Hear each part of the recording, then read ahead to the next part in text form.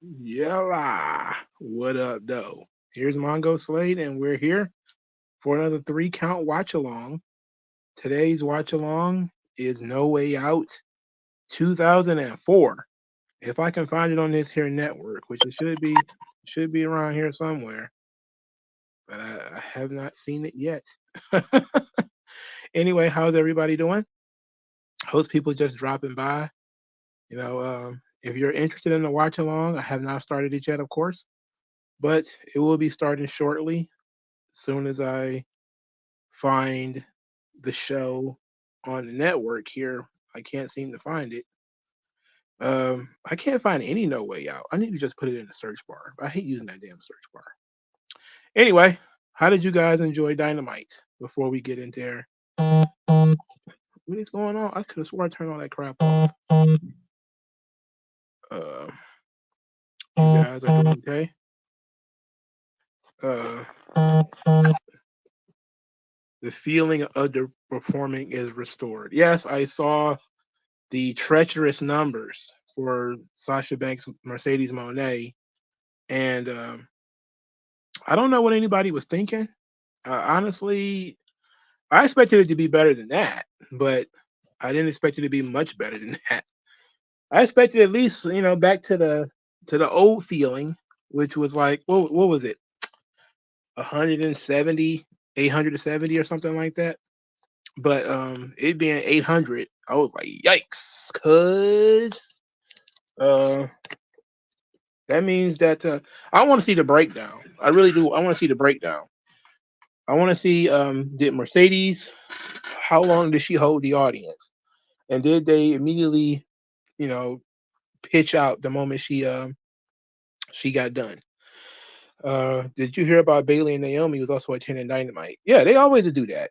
They always hide in the balcony for each other. Bailey and Sasha went to Naomi's first TNA show and her last one.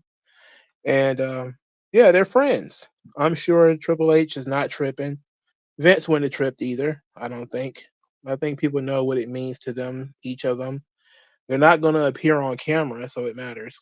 So that's a good thing. Um, let's see.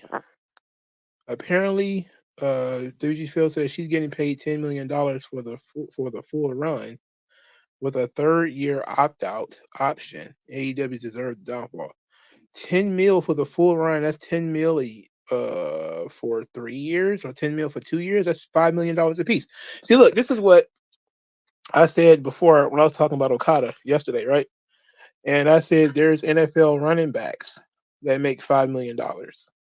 There's just no way you can sit here and justify in any real sense um given a pro wrestler who is not Hulk Hogan or The Undertaker or somebody you're going to make a ton of money off merchandise, how do you justify giving them $5 million? I just even again, people think that Tony Khan just has endless cash. It's not true. Yes, they have a whole hell of a lot of money, but a lot of that stuff is tied up not in it's not liquid, I should say. It's tied up in assets. So what their various companies are worth if they were to sell them. But in and of itself, AEW, they just do not have the cash on hand. I mean, unless he's going to spend his own money, which I guess he's been doing. But let's get into this pay per view. We got a couple of seconds. Um, 10 mil for 5, but opt out for the third year. So, so it's 2 million a year for 5 years, but she can opt out after the third year, or is it they can opt out after the third year? How do we get this any by the way? Because I know for sure they do not discuss the pay of pro wrestlers. So from I'm interested in where that came from. This pay per view came out months before I was born for GK Aaron. Jesus Christ, I was 20. Well, I wasn't 20 yet. I was 19 when this show happened. I was also not watching wrestling when it happened. I had to go back and watch it.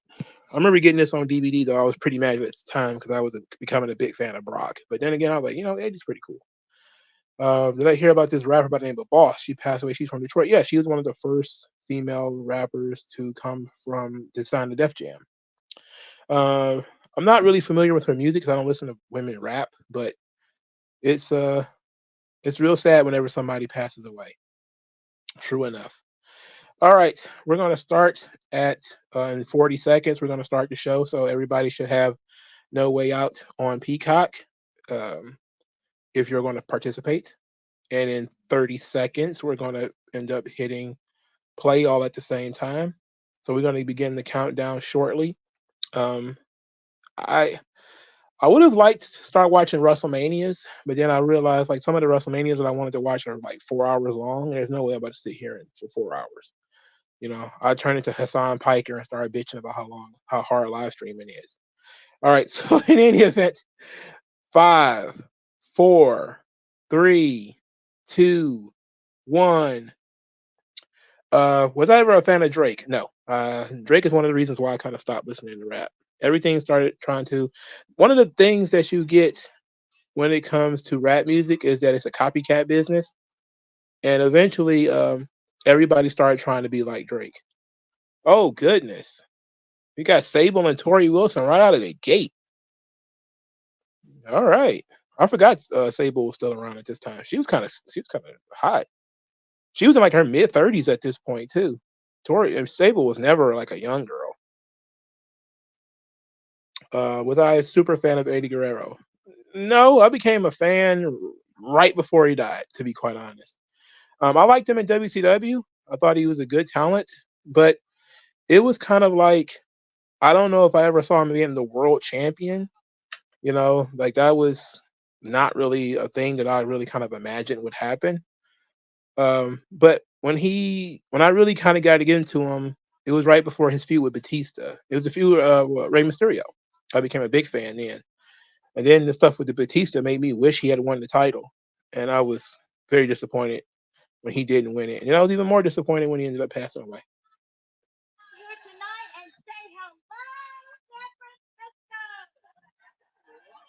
This is after Sable sued the company, by the way, so she's still doing sexual stuff.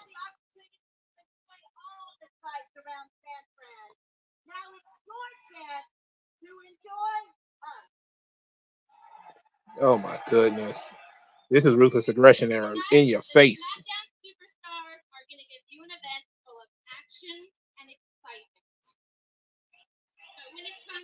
They straight up look like a young woman and her mama doing, doing Playboy together.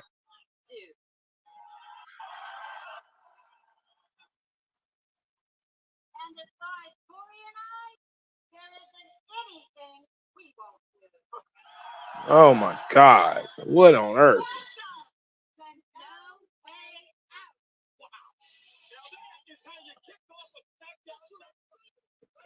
Yeah, absolutely. Absolutely is how you kick off a SmackDown pay per view. I agree thoroughly. Yeah, I was a fan of Kendrick Lamar until recently. It was actually I don't know, maybe about 4 or 5 years ago when I was just kind of like, yeah, I'm off the Kendrick Lamar train. But I was always a fan of Kendrick. I was a fan of him when nobody knew who he was, when he was a bit of an underground rapper. He made what was the name of that mixtape? Oh my goodness. Um, it had Michael Jordan on it. It had Pussy and Patron Part Two on it. You know what I'm talking about. I was a big fan of that mixtape, and I thought he was going. I liked it. I really liked his first album too. I thought that was really great. The second one was really good too. Um, the third one, what was that? To Pimp a Butterfly was the third one, I think. Um, oh wait, yeah, what's this? Yeah, it was the third one because they did that. The Underground one was like one of his albums too. I guess you want to count that. And I wasn't a fan of this fourth one at all. At least I think this was his fourth album. I don't keep track anymore. Look at this video package about how Eddie got betrayed by his family, got busted open by Chavo, and this is all awful. That's a Good Kid, Mad City. They had Poetic Justice and Swimming Pools on it, if I remember correctly. I haven't listened to that album in ages, but yeah, I think that's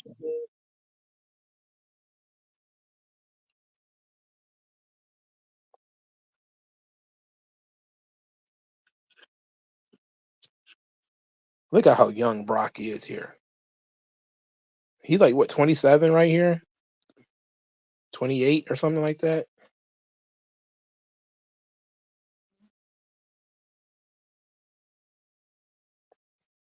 They really, I really think they don't. I don't really like the Goldberg entrance, involvement in this, but uh, they had to protect them to some degree. You know what I'm saying?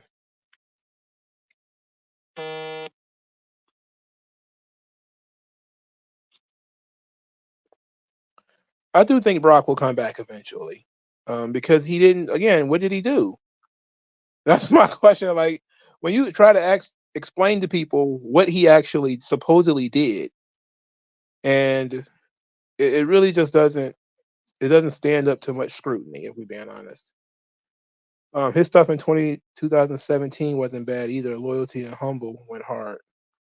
Um, was that To Pimp a Butterfly that came out in 2017? Oh, Brock was 26 here. Oh shit, he was young as hell. He was younger than I thought. But yeah.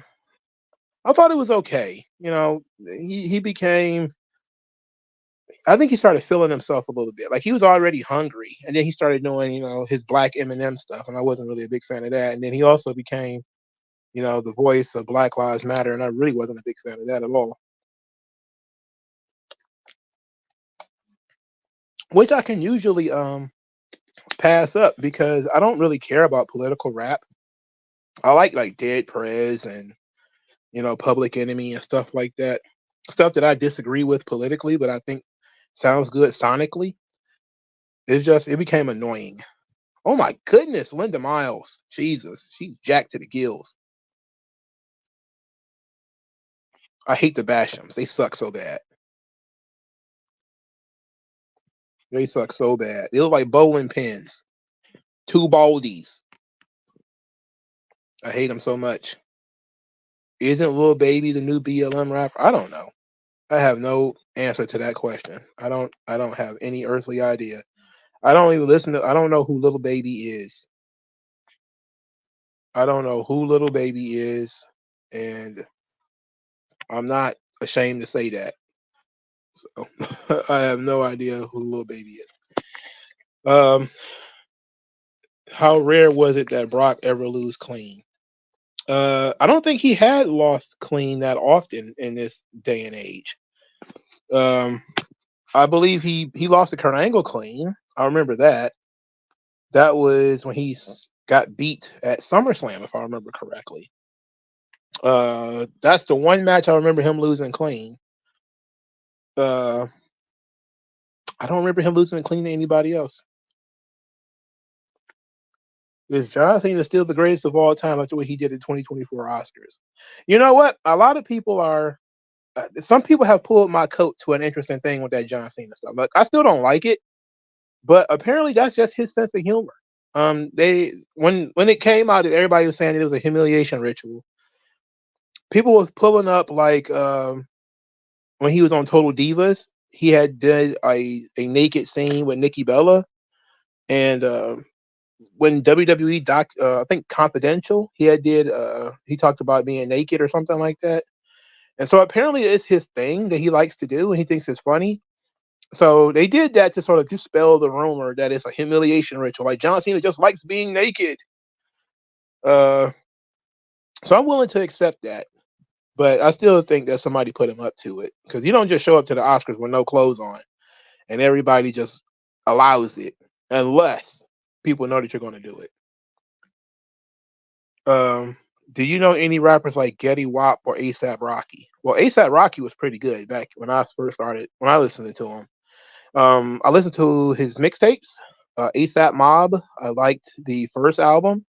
But I really liked the mixtapes. I like Peso and I like Palace. Both of those are tremendous. Oh, the producer is really good too. His name slips my mind. But I would listen to Peso, just the instrumental, to get me in the mood to write. It was just really good record. I like the first album too. Um, ASAP Ferg was okay. I don't have any idea who Getty Wap is. I don't know who that is. Do I know who 42 Doug is? I do not. I have no idea. I have no idea. How much you bet Cena is into some freak shit? I pretty sure he is. I'm pretty sure he is. Now it's just now coming across my memory that Scotty 2 Hotty is a tag team. Oh my goodness! What kind of head scissors was that? But Scotty 2 Hotty is not only still here in 2004, which I figured he still was. I didn't know he was still wrestling though. And he's a tag team champion with Rikishi.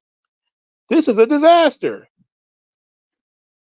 The fact that Rikishi is, Rikishi was around forever. This is like his 10th year in the company. He started in like 1991 or something like that. And outside of his stints in OVW and when he got sent to Memphis and he was JR Smooth for a little while, then Rikishi has been was on the company's roster for 10 years straight.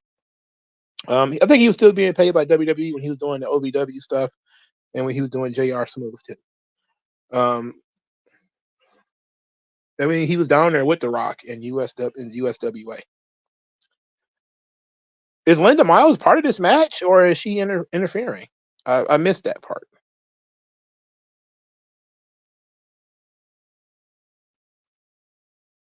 If I listened to the song Trap Queen, I would not listen to a song called Trap Queen. I can tell you that much.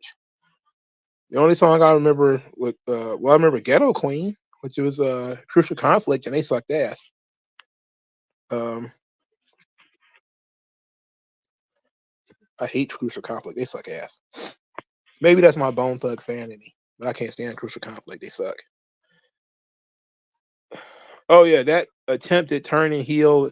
See, you could tell that was a Vince Russo idea because Russo thinks that people are interchangeable, and you could just do things with anybody and it'll work. Um, a little spoiler of what I was talking about on the Buff Bagwell thing tomorrow is that he thought that he could make Buff Bagwell a star, and it didn't happen. Clearly, it didn't happen. But he thought that Bart Gunn wins the brawl for all. That well, you just make Bart Gunn a star. Like that doesn't work like that, bro. Like it just don't. It literally doesn't work that way. Trap Queen started a new wave of music. I could have swore that was what's that other weird looking kid from Chicago? The Don't Like Kid. I forget what his name is. I thought he kind of started a whole new genre, and that's actually when I started falling off. Is with Chief Keef when drill music took over. I was like, oh my goodness. Um, not that I like the beats for the drill sound, but usually it took forever for me to catch on. Like when I first heard chopped and screwed music, my goodness, I hated it so much I didn't know what to do with myself. The first time I ever heard chopped and screwed music was in February 2004, which is exactly when this pay-per-view happened. So nice to see how it dovetails. I was in Indianapolis when that happened.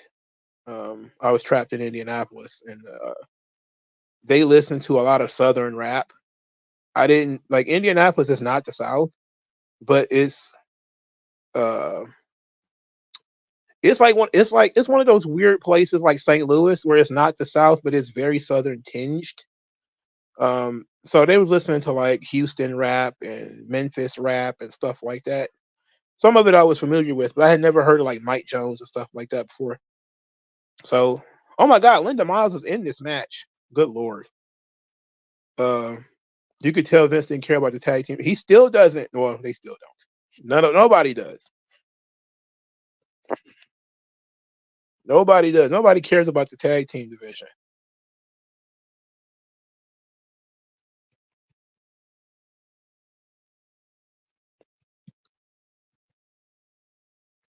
Fetty Wap is a one-eyed rapper. I knew there was something about the guy I would remember. Yeah, I remember. I remember saying a one-eyed rapper. 2016 was that Triple X Tentacion. The SoundCloud guy started a new wave of music. Hmm. What was it? That depression kind of shit where everybody wants to slit their wrists and die. You know, I don't know. But I think drill music is kind of like the last stage of gangster rap. and then it kind of went to whatever this shit is now. But it wasn't too long after that when the girls took over, and I was like, no, thank you, I'm not listening to women rap. See, back in the day, I didn't have a problem listening to women rap, but today I don't want to hear that shit. Um, Juice World, oh goodness, this match has some energy to it. Well, I'm not a fan of anybody in the match, quite honestly, but there's actually some energy to this thing. It's not. It's a little bit more of a faster style. The WWF style has slowed down quite a bit in recent days. I don't. I don't know y'all guys. I know y'all are probably younger guys, man. Y'all listen to Juice World and Fetty Wap. I don't know. I was always one of those quote unquote true hip hop heads that I will always go back. When I started hating a lot of the recent stuff, I will always go back and listen to older stuff. That's when I started listening to like Public Enemy and X Clan and EPMD. I was never a big fan of X Clan and EPMD, but I listened to them. Um, yeah, I remember Junior Fatu. I also remember Fatu trying to make a change, which I remember seeing on Superstars a lot. Uh, he was a J Brown on there. Jesus Christ, he was such a J Brown on Superstars. All he did was wear one of those winter hats. I didn't know he was from San Francisco. Like it made how he was dressing very weird. But I remember seeing that giant scar he got on his belly. When he said he got shot, so he had like this gigantic scar on his stomach. They did the vignettes for him and everything. Oh shit! A Samoan drop on this woman, and this match should be done. This should be over. Juice WRLD was on top of the world before he killed himself. Oh, he killed himself. Oh well. See, I, I was not familiar with rappers killing themselves. I remember when that one kid who used to hang out with Joey Badass killed himself. Like that was one of the first time I ever heard of a rapper killing himself. Yoko, all he wanted was the bonsai drop. Linda Miles taking the pin. That was nuts. And he sat right on her stomach too. So you want to crush what was left of her boobs. There wasn't much of her boobs left after the roids and everything. So he sat on her stomach. But she could put Jade Cargill in some competition. Linda Miles, how cut she is. What the hell happened to her? New York Drill was kind of popping when Pop Smoke was alive. I don't know who Pop Smoke is.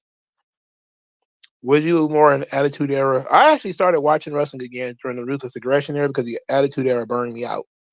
So it was okay. Like I of course liked the Attitude Era when I was watching it. I don't like it in retrospect because it was one of the reasons why I stopped watching it. And I think I am a firm believer that wrestling is one of those things that people outgrow, and if you're really a fan, you'll come back to it. Like everybody's going to have those lows where they don't watch it that much for whatever reason, and then you'll find a wrestler or a situation or a storyline or something, and you'll get back in it. Oh, see, the crazy thing is, I always thought Linda Miles and Raka Khan was the same person, and it took me forever to realize that they're not. uh, the SoundCloud era of the 2010s is what gave us guys like 6ix9ine. I remember seeing that guy. That's the fruity colored light skinned dude, right? Um, I remember seeing him because I think he was on trial for something or other. Let me tell you how much I love this Jamie Noble and Nydia storyline, bro. I, I I love this storyline. My goodness, I think I did a video on how much I love this storyline. Either I mentioned it in a video or something. But just look at this. This is classic storytelling right here, bro. This is a rags to riches tale, you know, where Jamie Noble is broke. He ain't got no money. He a hillbilly. Then all of a sudden he becomes a champion, and now he got money, and it starts going to his head. I love this. This is tremendous.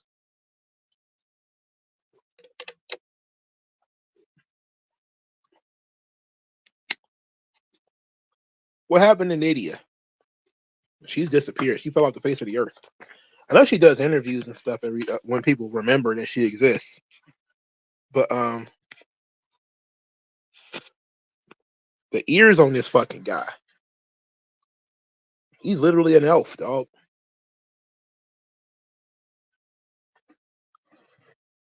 He stopped. Ike the Don stopped watching in mid 2018 to early 2019, and the men's 2020 Royal Rumble brought you back.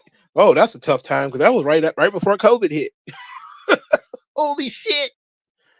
Um, I'm the only one.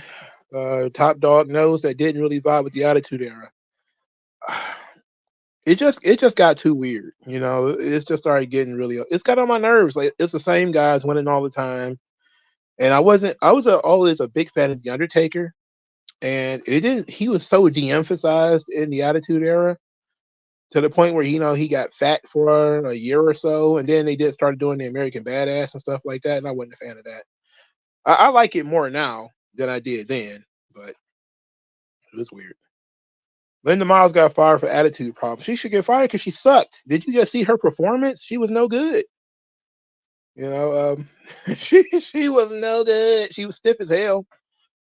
Um, GK Aaron stopped watching during the Punk's time as champion. Which time? Because I know a lot of people tuned out when he won the belt the first time. Believe it or not. And I know a lot of Punk fans didn't like that, but that's facts.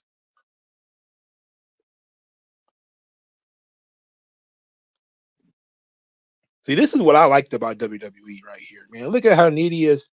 She started out as a ditz who basically just did everything that Jamie Noble wanted to do. And then when he started getting, too big for his britches, she's gonna bring him down. This is without the old feminist angle of trying to tear the man down. She's just getting back with this dude for all the horrible stuff that he did to her, and how bad he was treating her, you know. Like that's really all it is.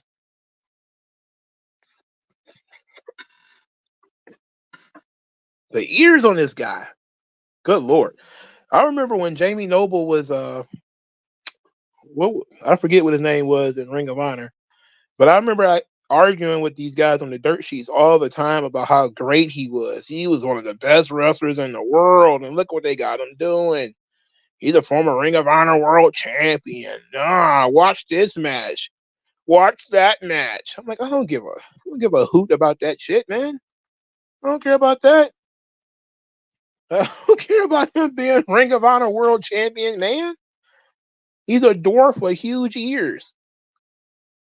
You know, he's wrestling. Oh, he got to wrestle Nidia blindfolded. Look at how she's selling the fact that she has to wrestle a man, but not just that, but she's selling that she's got to wrestle a former champion. She got a huge rack too. Jesus, she's well built. She's filling that t-shirt up. The pandemic era took you out of wrestling. Well, it took most people out of wrestling for a little while. Some people just couldn't handle it. You know, damn, Lil Nate is so aggressive with this baffle. Why is New Generation Undertaker peak Undertaker to you? Well, I think they started getting early in the New Generation. It was typical Monster of the Week, and it wasn't fun. When Undertaker had to wrestle Giant Gonzalez or he had to wrestle King Kong Bundy, spent all that time wrestling Mabel and Yokozuna. I'm still not a big fan of Yokozuna. That kind of stuff wasn't all that fun. But it morphed into him having matches with like Diesel and Mankind and Bret Hart. And I was like, oh hell yeah. You got to see a little bit more of him as a person. Um the character was doing weird shit too, which was fun. Uh Resurrecting and teleporting and all kinds of shit. Like it kicked ass at the time. Like today, I don't know if I could be able to stomach it too much, but when I was 12, hell yeah. I was down for it. Top Dog says, I think the first half of the Attitude Era, 97, 98, was the best version of the Attitude Era. I agree. I think that late 98, 99, when I got sick of Steve Austin, I was pretty much done with the Attitude Era. And I've been pretty honest about that on pretty much every watch along that I've talked about. Um, when Steve Austin, you know, couldn't when Undertaker and Kane basically working together couldn't beat Steve Austin, my love of pro wrestling diminished quite a bit. And it wasn't even a dislike of Steve Austin. It was just this is ridiculous. You know, um, it just got on my nerves. I was like, no way, this is never going to end. She got a huge rack. Jesus Christ. Oh, you shocked they gave Punk the belt in 2008? Well, I am, but I'm also not. The reason I wasn't is because he had such tremendous buzz that I think that they wanted to try to give the fans something. But that's when that belt was the Super Intercontinental title, and Punk being the champion didn't mean a goddamn thing. James Gibson, that was his name in Ring of Honor.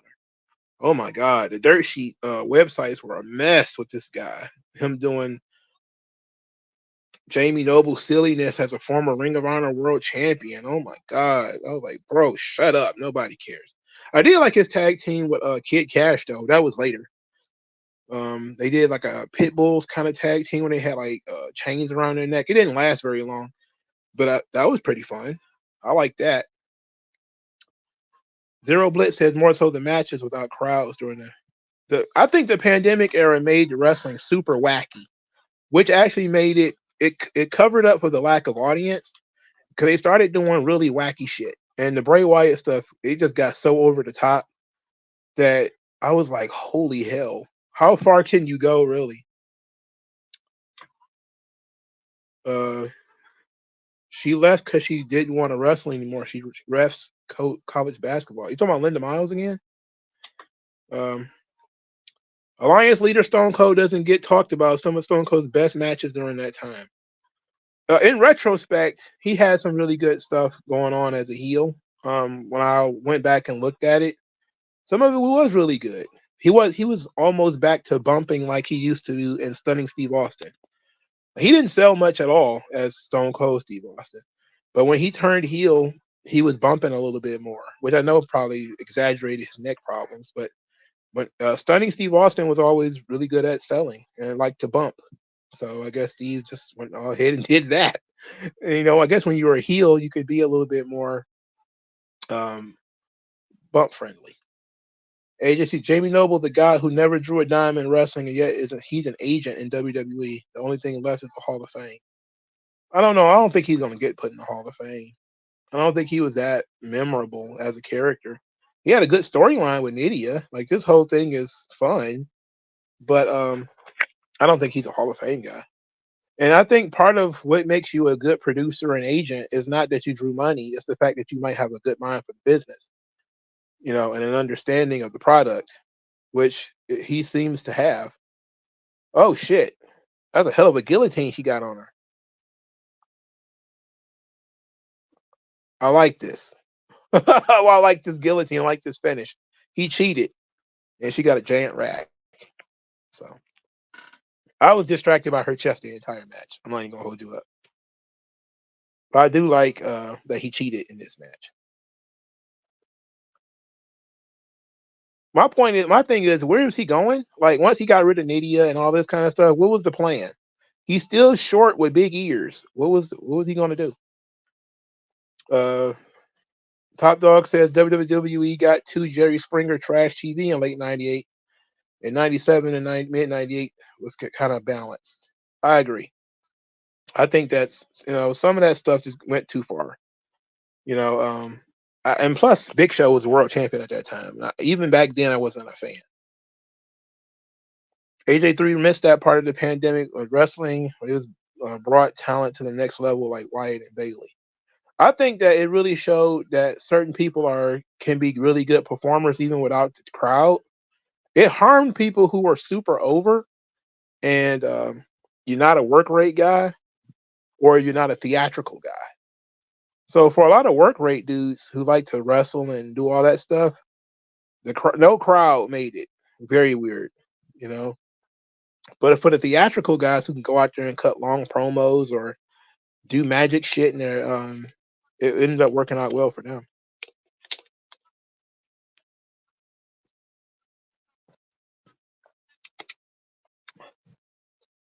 GK Aaron, like the Bray Wyatt uh, match with John Cena. Technically, it's a match, and Cena helped put it together. But I don't know why on earth that match wasn't. It was just a series of events. For much about that match. Oh, hey, Kurt's about to talk. Oh my God! Look at this guy. He look like he's in a gay boy band.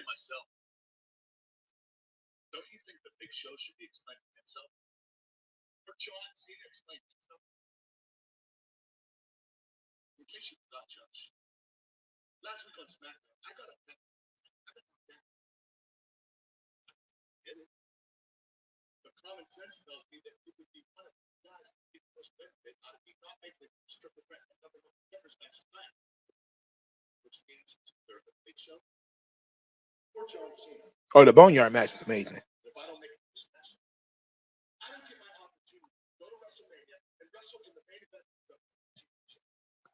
Oh boy, here's John Cena.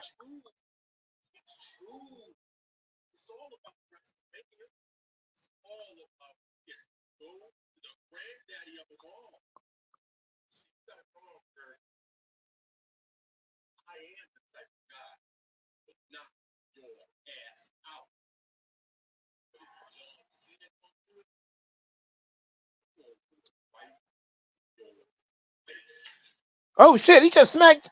You know, smack an Olympic gold medalist.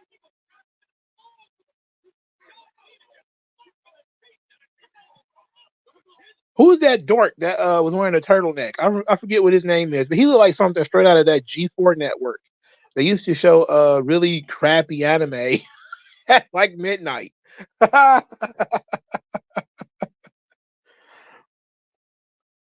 Okay. Shelton Benjamin and Charlie Haas. You ever notice that short people have small hands and small feet? Well, they would look weird if they had big hands and big feet, wouldn't they? Josh Matthews. I knew it was Matthew something. No crowds made bad wrestlers stand out more. Maybe. Top Dog says I'm the only one that thinks the 96 to 97 pre-champion Stone Cold was the best feud. Yeah, well, I think a lot of people do. I think a lot of people agree with that. They're going to wrestle the APA. Okay. You can see that they're beginning to do something with Bradshaw here because he cut his hair out of nowhere. Very professional haircut too. Very professional. Yeah, Josh Matthews is terrible. He's truly he's the shits. He's the shits. I love the Acolytes though. The APA was a good part of the Attitude Era. Always a fan of these guys. Well, I don't know if I was a fan of them being in Undertaker's ministry, but when they broke away from that, I liked them. Big fan of those guys. I was always a fan of Ron Simmons. Wasn't a big fan of Farouk. Didn't like that for obvious reasons. He looked like a goddamn fool. But Bradshaw, I can't believe Bradshaw stuck around long enough to become a main eventer, if we're being honest. Because he seemed like he's going to be a permanent mid-card guy. In like 96, 97, he was just doing random jobs to random people and catching DDTs from a 40-year-old Jake Roberts. And 40 sounded like you were a really old man back then. That's because 40 hit Jake so hard, it hit Jake like a goddamn speeding train. So, young Shelton. Look at this man. Right. Short hair JBO. Like, you could tell that they're starting to do something with him. They had a plan with Bradshaw. That's why he cut his hair. But they hadn't decided to pull the trigger yet. But it's very weird that he's still in the APA with the short hair. GK Aaron grew up with superhero John Cena. My favorite storyline was the Nexus. A lot of people like the Nexus as an original idea. I did too. In retrospect, though, John burying them all was probably the right thing to do. Everybody, Wade Barrett should have been the world champion. Fuck you. No way. What for? It was the storyline that was carrying him. It wasn't him, and nobody else in the Knicks was any goddamn good. Well, not main event good, I should say. Some of them were okay. Um, they just weren't gonna get to the next level. Farouk Spinebuster, yes. I was always a fan of that. That and his power slam. Always a big fan of that. 2007, John Cena is peak John Cena. Matches with Shawn, Edge, Randy. Great Khali, his best match. Mm, oh, fair enough. I think he was trying to prove something in 2007. Because they had been booing him for a couple of years, and people were saying that he sucked. And I remember people making fun of him on the websites. I was too. I wasn't a big fan. But I think 2007 they dedicated themselves to making John Cena better, and he dedicated himself to being better. WG Field says, I actually liked the pandemic era. I was tuned out due to the man BS. I didn't pay that shit no attention. I thought it was weird. I almost quit wrestling over them not calling the NXT women's title a women's title. I was about ready to throw it all away at that point, dog. Because I was like, if you're just going to get rid of the word women, we're done here.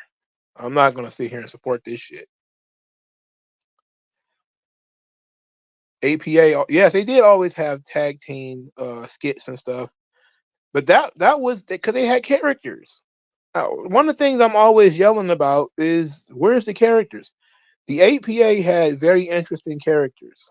You know, they started out as a couple of hard bodies for the Undertaker, grew into a protection agency, which I liked because it made Farouk come across like Shaft, so that was fucking cool.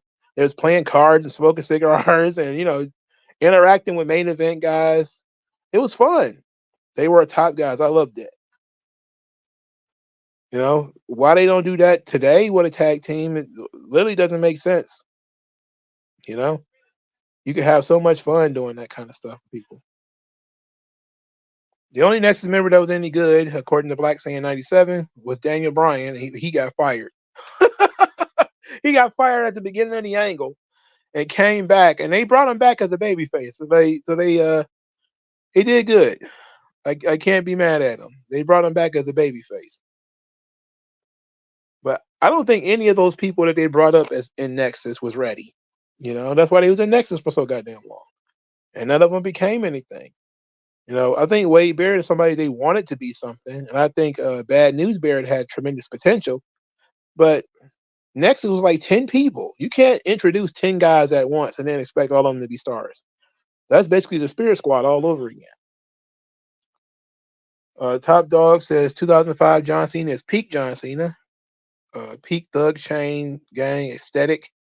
Starting to get mainstream with the rap album and I Quit match with JBL. All right. That's fair enough. Cena solidified himself in 2015 with the U.S. Open Challenge. The crazy thing is he had already been a top guy for a decade at that point. I think that's when the work rate dudes started respecting him. I actually started chilling on John Cena a little bit later. Um, I don't remember when it was, but it was before 2015, that's for sure. Did I watch the first season of NXT when they were doing obstacle courses and shit? Yeah, I did. It was on TV. That's when I think that's when Titus O'Neil dropped that giant keg or whatever. That was fun. I don't know what the hell they were thinking with that, but they should bring something like that back.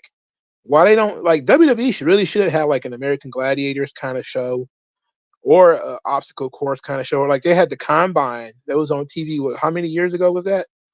Oh what a spine buster! But they had the Combine on TV.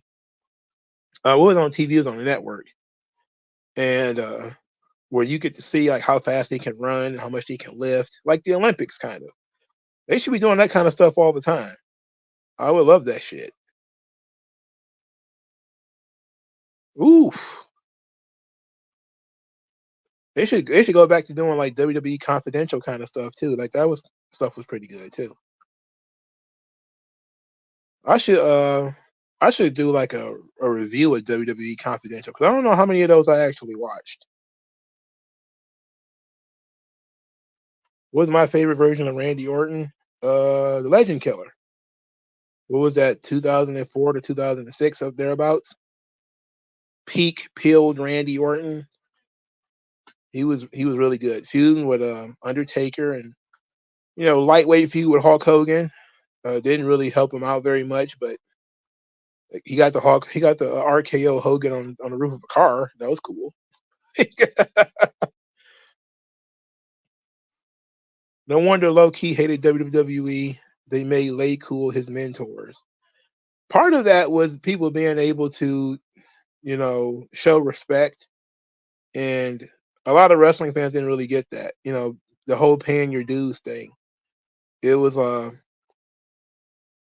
people who know about this company and this business.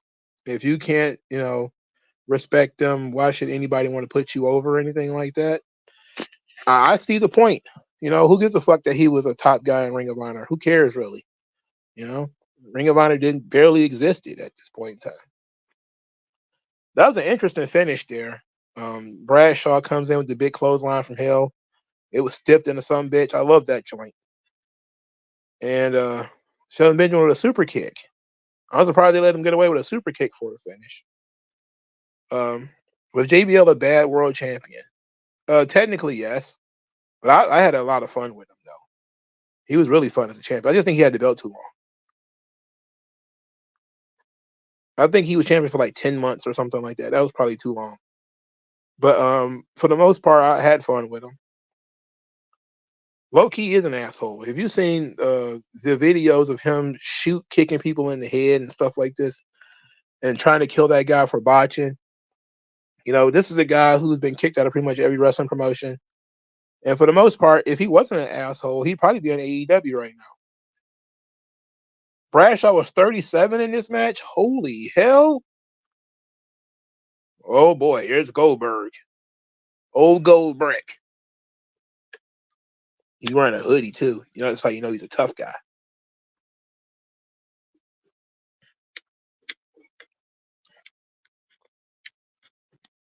Do I remember when Batista and Melina had sex backstage on SmackDown? Yes, that was tremendous. Somebody posted that on Twitter a couple days ago, actually. I love that. My favorite part of it is not even that they had sex; it's that what she tried to do didn't work, and now Batista's all loosened up and he's titty flexing like I'm gonna kill those guys. That was my favorite part of that whole thing. Was I a fan of Nickelodeon? I was a fan of some of Nickelodeon. I like Rugrats. I like Doug. I didn't like any of their live acting shows though. Like all their Keenan and Kel and all that. I didn't like none of that stuff. That stuff sucked. JBL was champion when you were born. Oh boy, you're a young guy.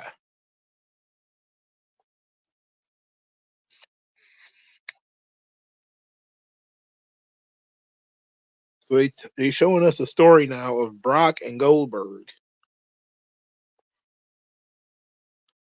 Interesting. My goodness, bro. Let me tell you. When I got into WWE again, there was two things I wanted to see. Goldberg versus The Rock, Goldberg versus Brock Lesnar. And I almost quit wrestling after seeing both of those matches. I almost quit. Austin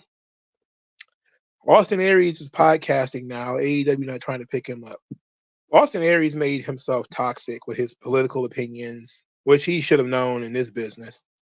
And I think he's generally unlikable because his time at TNA was not very well remembered either. He's a tremendously talented guy with, a dick for a forehead, a dick on his forehead. So it's very unfortunate. He's also way too small to be the world champion and be so dominant. I hated that. That was, TNA had the AEW problem. Black saying they want to see low key try to fight New Jack just for New Jack to stab him. He'd probably stab him too. Because he's an asshole. New Jack is the worst. Oh, here's Paul Heyman. What does he want? What does Paul want? What is he looking for? Look at how small Paul is here compared to how Paul looks now, for God's sake.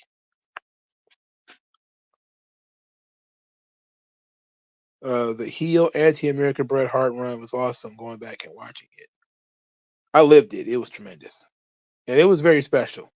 Let's see what Uncle Paul's got to say.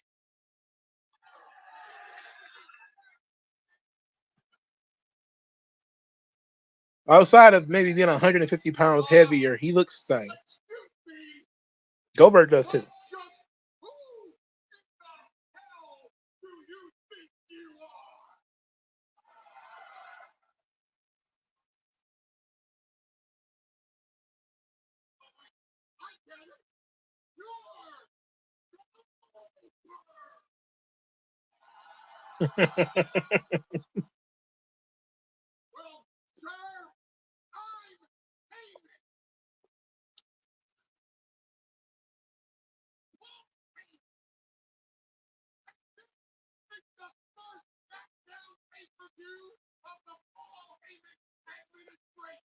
That's right.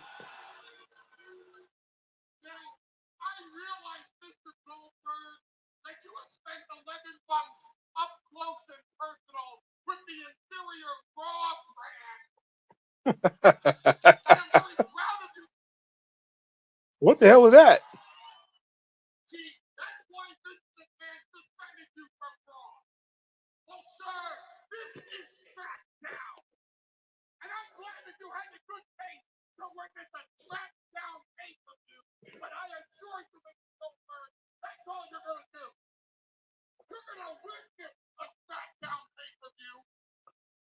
Why is his hand under his coat like this? What is going on? He got busted ribs or something?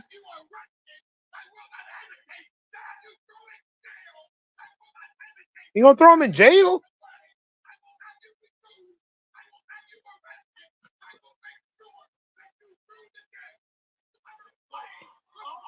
Oh no, what's this? Peak 2000s. Look at that shirt with the blood drips.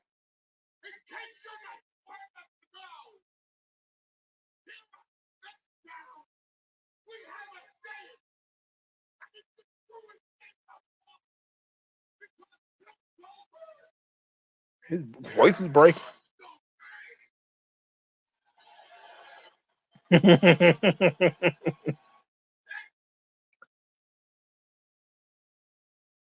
What is Paul doing? For God's sake.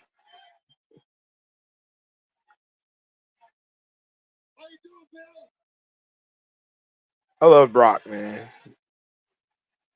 His head just look like a block on top of well-molded mashed potatoes. It's hilarious.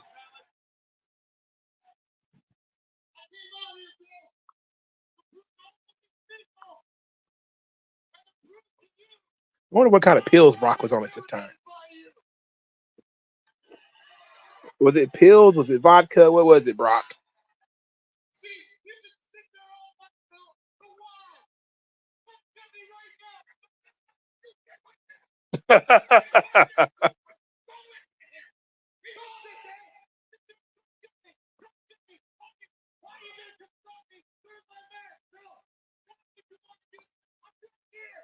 I didn't even know they did this in the middle of this show.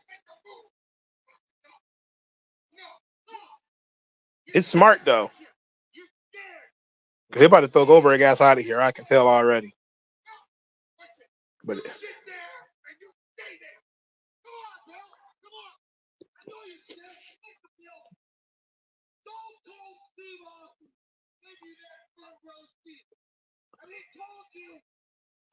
this actually is not a bad storyline. Stone Cold Steve Austin is in the middle of the storyline already.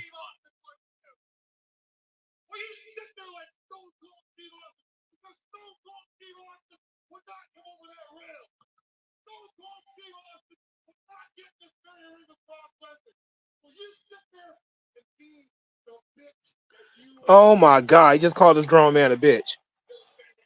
Oh no, he's doing it. Oh no, he's doing it. Oh no, he's doing it.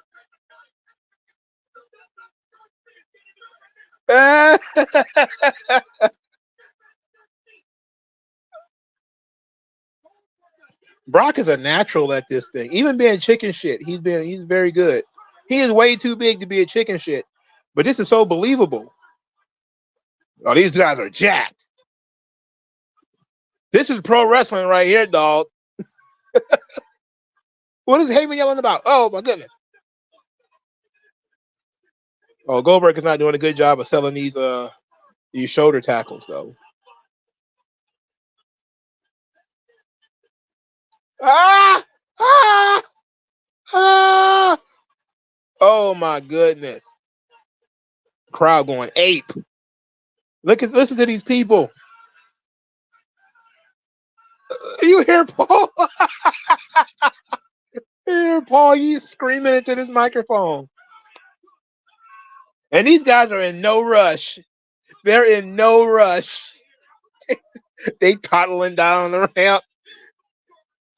Paul is screaming like he's getting raped, and these guys are just toddling down the ramp like, "Oh brother, you Bill, what are you doing?"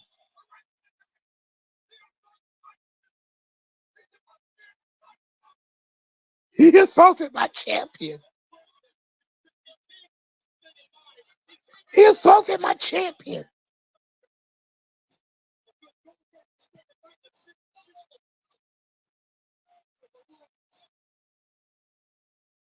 Hey, that skinny guy right there looks familiar. The skinny guy with the black jacket on, he looks familiar. This was 20 years ago. That guy looks familiar. Wish we got to see Bret Hart in the Attitude Era. Well, if you watch WCW, you did see him in the Attitude Era. It was unfortunate. I don't think Bret would want to be part of some of the stuff that they were doing, man. Bret was kind of Bruno Sammartino-ish. I think some of that stuff they were doing, man, he'd have been disgusted with. He was disgusted with a lot of stuff happening in WCW too. Just think Bret Hart wrestling Val Venus. I think he'd have had a goddamn fit if he had to do something like that. What were my thoughts on them trying to push Bob Holly as a top tier guy? I don't think they were trying to be quite honest. I think that it was a filler feud with Brock because he had injured Brock. I mean, Brock had injured him. I don't think it was legit that they was going to actually do anything with Bob Holly. You know, him wrestling for the WWE title and everything was an aberration because it never happened again. You know, but they figured there was a natural feud with him and Brock over the broken neck thing, so they decided to go with it.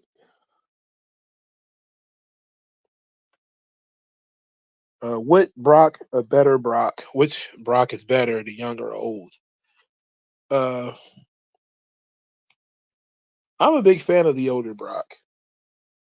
I like when Brock came back. He's been fun since he came back in 2012. Oh, this is a very 2004 match. Rhino versus Hardcore Holly. Two guys I don't give a shit about in a match that clearly ain't about nothing. Um, my my dislike for Rhino was pretty stiff too. I'm not even gonna hold you up. I hate Rhino these days. I didn't like Rhino back then. He's Big Show to me at this point. It's another Big Show.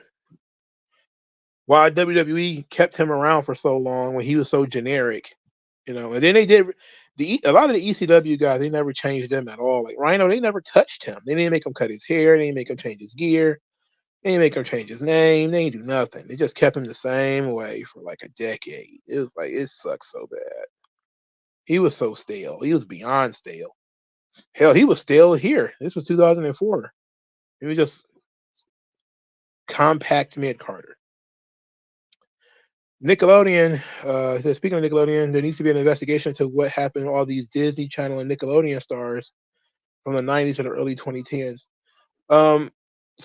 Isn't one of these guys are doing podcasts, right? And they're talking about how much drugs and sex they were having, and I would imagine a lot, especially all of them that were teenagers, that's what happened to them. They got all this money, and they were 16, 15 or something like that, and They started getting into drugs, and you got more money than you got sense. Your parents, are your parents, but they're also kind of exploiting you. And then you also got the pedos too. That Dan Snyder, that's definitely something wrong with that guy. Um, there's definitely something wrong with the Nickelodeon guy. They were still making. I think they're still making shows that guy came up with, despite the fact that he's a weirdo who got pushed out of the company. But yeah, they probably should be. Especially after I saw a recent video of Amanda Bynes. Oh my God, she looked like Amanda Bynes' corpse. She shaved all her eyebrows off. Now, you could say that some of them probably got bipolar disorder or something like that. Maybe when it comes to Britney Spears and stuff like that. But for there to be so many people to come out of Hollywood as a teenager and being absolutely wrecked, there's got to be, you got to start asking questions. You got to ask some serious questions. Bret Hart being the Hank Hill of WWE during the Attitude Era, he'd have been in right to censor. He'd have been the leader of right to censor at that point.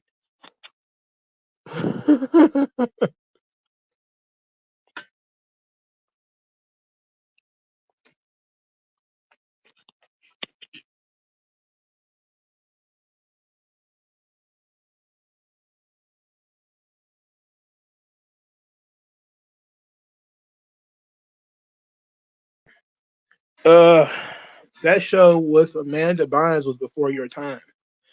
It wasn't a. I didn't watch it. I didn't watch those shows. I can't tell you what the show was. I didn't watch it. I hated live action Nickelodeon shows. I liked the cartoons though. Cartoons were pretty good. They had somewhat mature cartoons. What the hell happened to my? What the hell? Can you guys hear me? Because this thing cut off for some reason. What's going on here? Oh, the live thing's still going. Okay. In any event, this match sucks. It needs to end. AJ3 wonders WWE backed in somewhat talent inclusion deal with the Ring of Honor back in time 2004. I don't think so. I just think that those guys weren't making any money and they would like to get paid to wrestle. So they decided that they would rather go to WWE when they had the chance. I think if they would have had some kind of talent trade or something like that, yeah, nearly, very nearly. I didn't know what was going on with this thing. Um, ended up turning the camera on by mistake because I have to live stream on my phone, so I had the thing, and then the screen just went black, and I'm pressing buttons trying to get it to come on, and I ended up turning the camera on, and I was like, "Oh no!" Luckily, I was pretty swift in turning that joint off. You probably would have just saw my chin and my shirt and stuff anyway, because the camera wasn't like on my face. Top Dog says Bret Hart and Right to Censor would have been gold. Complaining about the axe, it could have been great. He'd have probably felt like they were making fun of him, and they would have been making fun of him. They would have been making fun of him for sure. Like if you'd have read Bret's book and stuff like that, he did nothing but complain anyway. That's all Bret does, man. He's a complaining ass dude. He's a complaining dude. I was thinking about doing book reviews, similar to what our guy Professor Geek. I think I mentioned that before. I said I wanted to do Dragon Ball. I don't know if I'm ever going to get around to reading it. I want to order it eventually. I got to check Amazon to see when the next they got the 3-in-1s back in for Dragon Ball. If so, I'm gonna order the first 3, and I'm gonna order Sandland. And but I also want to do these Donald Goings novels. I just finished another one at work today, El Dorado Red. I'm pretty sure most people have never read a Donald Goines novel, but they're actually pretty good. Um, Rikishi has his own podcast on YouTube. No, I didn't know that. Um, I'm not surprised he found some way of making money off this thing. You're not going to bring him in, which I'm surprised he. Yeah, I'm just amazed that they did this storyline for 3 years and he never brought Rikishi in, and he only brought the Wild Samoans in once, or maybe twice. But I mean, look at the restraint it took. I know, like, early in the storyline, it was COVID and you didn't want a lot of these guys to travel. But I think Rikishi has to be involved with the storyline now that Jimmy and Jay are going to wrestle each other. Like, he has to be involved now, right? Man, what is this? Why is this match still going on? Who the hell wants to watch 10 minutes of Bob Holly? What was you thinking, Vince? This was the one negative thing about the single brand pay-per-views is stuff like this. Random hardcore Holly versus Rhino, and they get 10 minutes. You know? So, it would have been nice for Stone Cold to finally pin Bret Hart. That would have been nice. Considering that's the one thing that they didn't do. They never had Bret actually lose to Steve Austin. I'm pretty sure they were saving that for something, but they never got around to doing it. It would have been nice if they decided to put the belt on Steve at Survivor Series 97. I'm pretty sure Bret would have done it. But Shawn probably would have had a fit. It probably would have been too early for Steve anyway. In this match. That Spinebuster was nice. In this match. Enough's enough. They're putting people to sleep. Nobody cares about these guys. What is Rhino's gimmick, by the way? Is his gimmick is that he's a rhino? Because it's not believable. Is his gimmick is that he's small? That's believable. Is his gimmick that he has shrinky hair? That's believable. That spear was nice. And then Hardcore Holly rolls out of the ring. That sucks. Ugh. Please end this thing. Oh, back to what I was saying. Donald Goines novels. I've read like 6 of these things. They're short. They're pretty good. They're written in the 60s and 70s. How nobody decided to turn these into TV shows and movies yet, I have no idea. Now, DMX did turn one of them into a movie, Never Die Alone, which is the best of, my opinion, the Donald Goines novels, is Never Die Alone. It's so good. Quite a few of these things are pretty good, though. Inner City Hoodlum is pretty good. I liked El Dorado Red. That's the one I just read, but I didn't like the ending. He just got hit with Rhino's finish, and now he hit Rhino with a finish and wins. Get the fuck out of here! End this. Gotta stop this, okay? Just stop it. Stop it. Bret Hart was Mike Tyson versus Stone Cold at WrestleMania 14 for the title. Would have been way better than what we got. I don't think it would have worked. It wouldn't have worked. What is Bret Hart and Mike Tyson? How are they going to operate? The thing with DX worked because it was cool, and Mike Tyson wanting to be involved in something cool makes sense. What is him and Mike Tyson and Bret Hart going to have in common? I don't know. I certainly still think that they should have had maybe Bret versus Steve at some other point in time. I don't know. It's Rey Mysterio. Rey and Chavo. Oh, one of the 500 Rey and Chavo matches.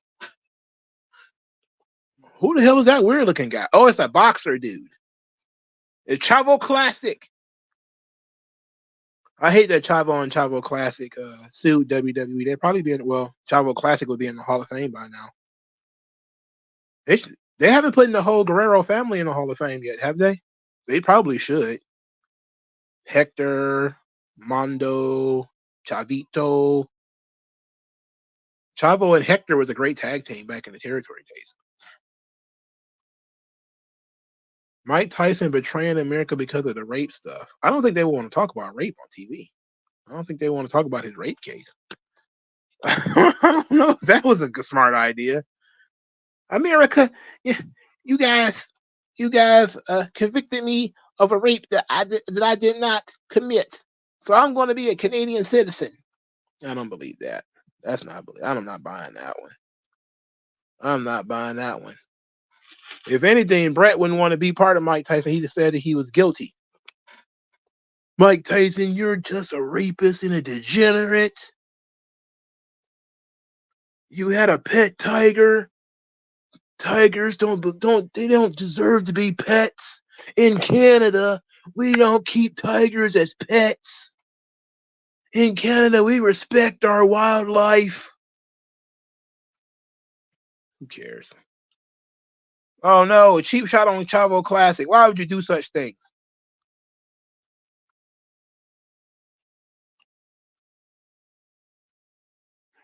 This is how you can. They put Ray in the middle of the Eddie Guerrero storyline immediately, didn't they?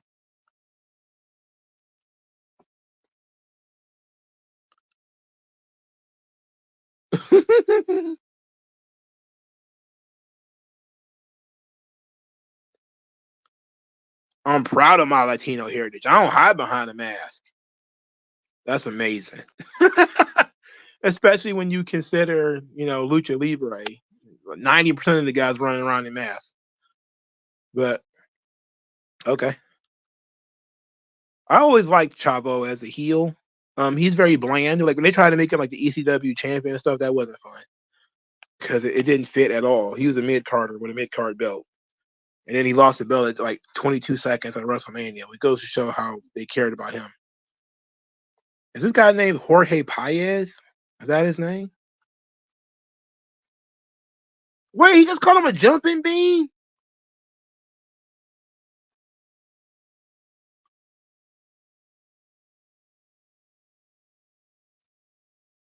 Right. You can't watch the WWF. There's a porn star on there. It sucks. That's not what pro wrestling is supposed to be. We keep our porn stars doing porn in Canada. What's happening here? Oh, shit.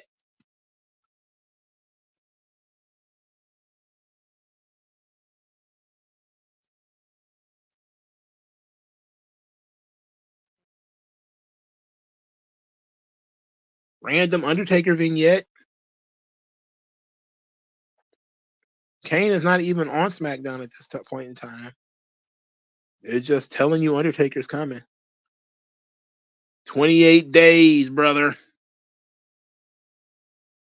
The dead will rise. 28 days, brother. Man, I hate that I missed this. I came back. He was feuding with Randy Orton. I was like, damn.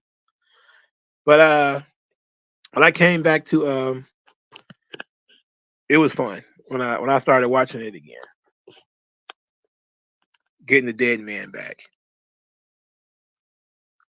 Chavo coming out here, absolutely getting outshined by his old man. Because Chavo Classic is actually good. He has a history of being good.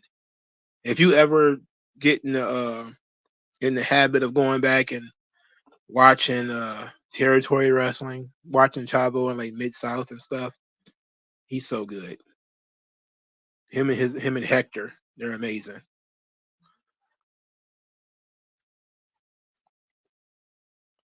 Why Chavo got 80s WCW? I have no idea. That's a good question. That's a good question. Lying, cheating, and stealing. That's what that's about. 90s Bret Hart would have had a heart attack if he caught his kids watching Shawn Michaels in his underwear in 98. Well, I think he had 3 or 4 kids by the time that shit happened. Um, but I'm highly entertained at how Brett probably acted when his kids was watching Sean. Cause remember he said that Sean was stripping naked in the ring with children and stuff, and Sean was really pissed about that. That shit was hilarious. Cause I don't think he didn't. I don't think he probably did not strip in the ring with the girl. Um, he was dancing in the ring with her. I don't remember them stripping though. Yeah, they didn't do the Ray entrance though when he popped out of the ground. He actually came out of the what's the name this time? The shoot. That patch of hair is pissing me off. It really is. That one little patch of hair, that little island of hair right there, is really driving me up the goddamn wall. I want him to get rid of it.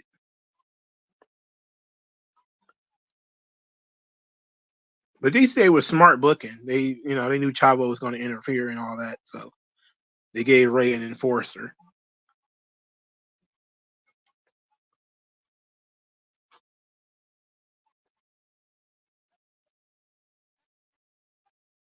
Pepper Gomez. They talking about Pepper Gomez. Yeah, his name is Jorge Paez.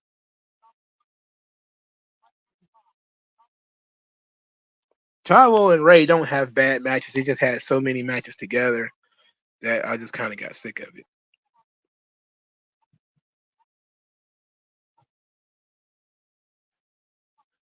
Y'all see, the thing is, y'all don't get it. Brett was 40 at that time. He was 35 when he won the world title, and we talking about 98. He's like 38. He's almost 40.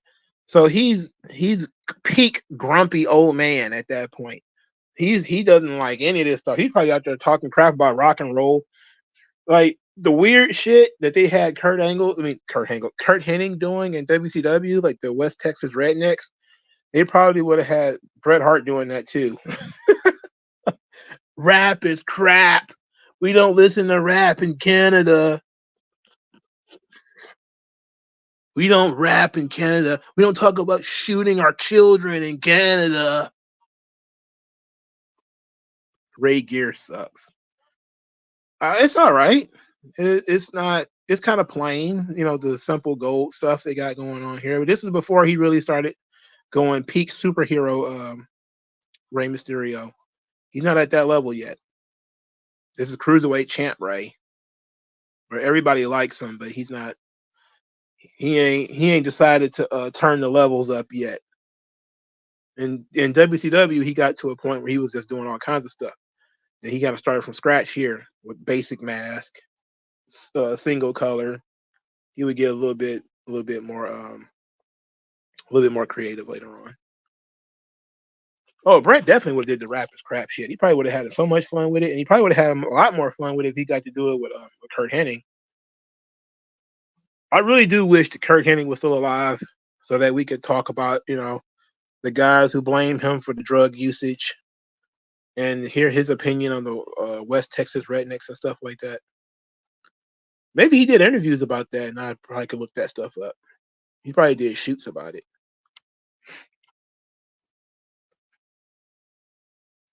I wish he lived long enough to come back, though. It would have been nice.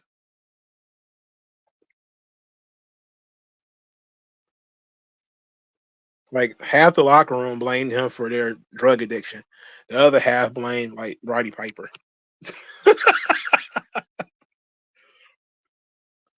Ray had some sweet gear during this era, especially the red and yellow from SmackDown versus Raw 07. Shit, I'm never gonna remember that. I probably remember it if I saw it.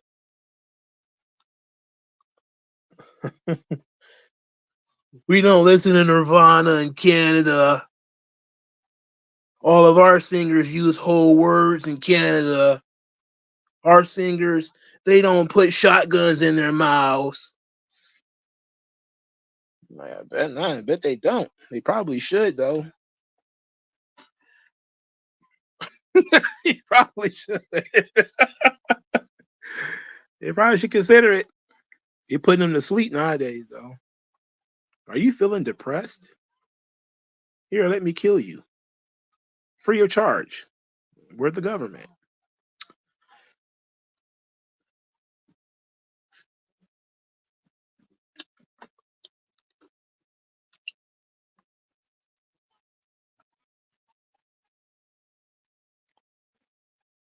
Ooh, this is Ray. I don't think these are his original knees, though. I think these are his second knees, right? I think he got new knees in WCW. Ray is on like his 35th set of knees at this point. Hella new knees. I can't believe they actually did the 619, but it's not on the hard cam side. Wait a minute. Boxing guy, do something. Chavo Classic just got involved. Oh, there we go. Oh, no. He wound that joint up like a Looney Tunes character. And then he just got thrown out for. Why you get thrown out for punching Chavo? That's not illegal.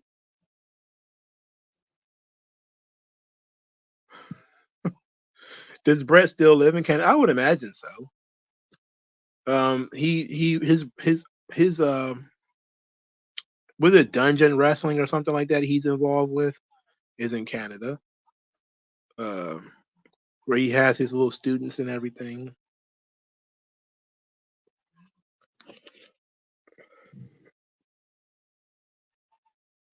I think Brett would just sit there and complain for 3 hours about random things from sugar and flour to baking soda and all that kind of stuff. Oh, that was nice. I would certainly listen to a lot of it.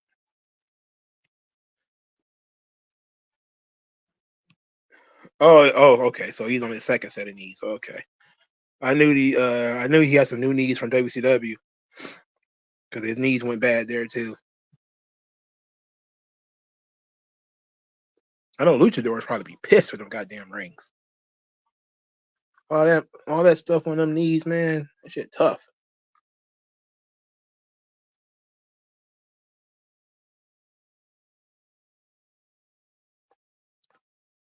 Ray did a good job of mixing up his style. That he took on the WWE stuff and stopped doing spots for the sake of spots. Like that stuff was really good, but when he mixed up his style to become a more WWE style guy, I think it probably prolonged his career. Because of high flyers, like Ray is the most tremendous aerial athlete I've ever seen. Who the hell cares about Kenny Omega and Will Ospreay and all of that? Rey Mysterio blows them all out of the water. But he needed new knees before the end of his rookie year in WCW. You know, imagine if he was still doing that shit. Um, when did Ray start doing roids? I think he probably started doing them around this time. He's wider at this point in this match than he ever been before. Uh, Bret Hart complaining about stuff. What was that TV show they had? Uh, did VH1 have a show called I Hate the 90s or something like that? I know they had one that said I love the 90s or I love the 80s and all that kind of stuff. But I think they had another one that said I hate the 90s or whatever. I think Brett would have had a ball about that in the 2000s. Like I think Brett would have been so unhappy to have to deal with John Cena. Brett ranting about Vince and Triple H. That would be so much fun. Oh man, Triple H talking to Bret Hart about anything. I could just imagine how that conversation is going to go. I just can't imagine. I don't think they probably ever had a conversation. I would ask Bret that question though. How often did he talk to Triple H? I don't think he ever talks to Triple H. About what though? Outside of the Legends contract, what do you got to talk to Triple H about? You know, I really think that would be hilarious. 2009 IC champion Ray, when he was fighting Jericho, was great. My era of SmackDown was great as a whole. I loved Ray when he was Intercontinental Champion. I thought that was a perfect fit for him. He was really good there. I like Ray, period. Like Ray is a main event guy in my book. I'm a huge fan of Ray Mysterio. He's the flippiest guy that I'm a fan of. I was a big fan of Ray in WCW. Like it can't explain it. Ray's one of the goats to me. I love Ray. That would have been so much fun though. Like if Bret Hart was still around, he'd have been like 45 or something like that at that point in time. But if Bret was still around and could wrestle with John Cena, he most absolutely would have done a rap crap style gimmick and said John Cena's corrupting the youth or some shit. It'd have been funny as hell. I'm surprised they didn't go that route with Kurt Angle because Kurt Angle has, the morality part down, and that would have been nice. But they didn't go that route. They just got what Cena just perpetually disrespects Kurt Angle.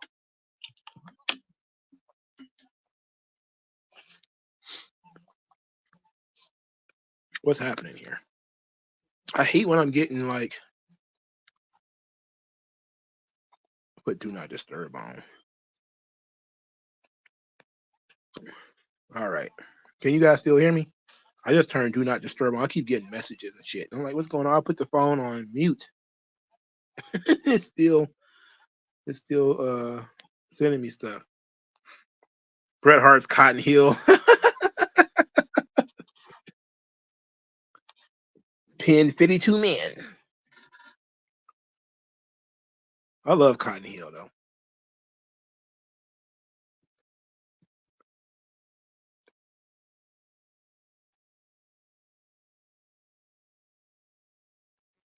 You know what? That's absolutely true.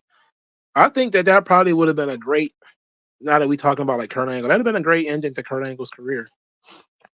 If it would have been, Kurt finally, saying to John Cena, like, look, I gave you a hard time and you was corrupting our youth with your stupid chain gang and all that shit, but you turned it around. You became the man that I wanted you to be. That would have been nice. That'd have been great. Ooh, he kicked the shit out of his head.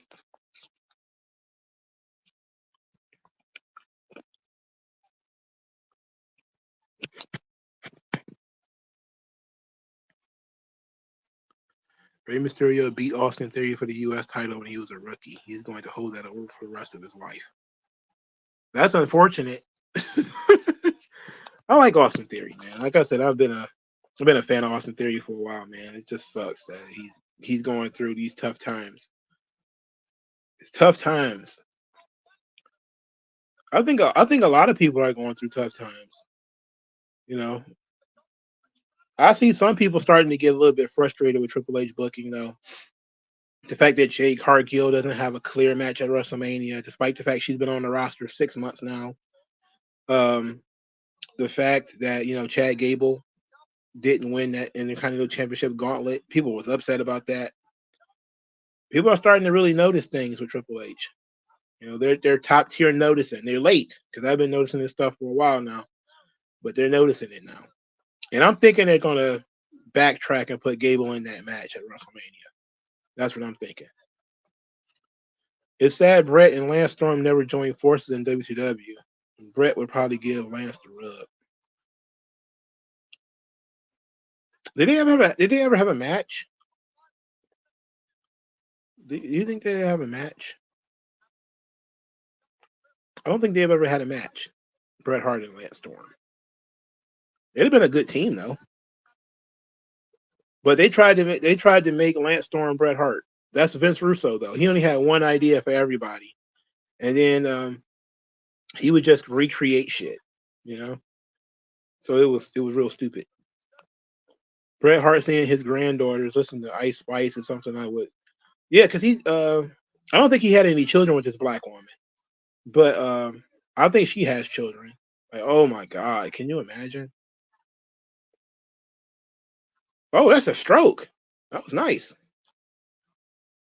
I don't think Kurt can wrestle, man. I honestly don't think Kurt can wrestle. I think if Kurt could wrestle, they would have set it up by now.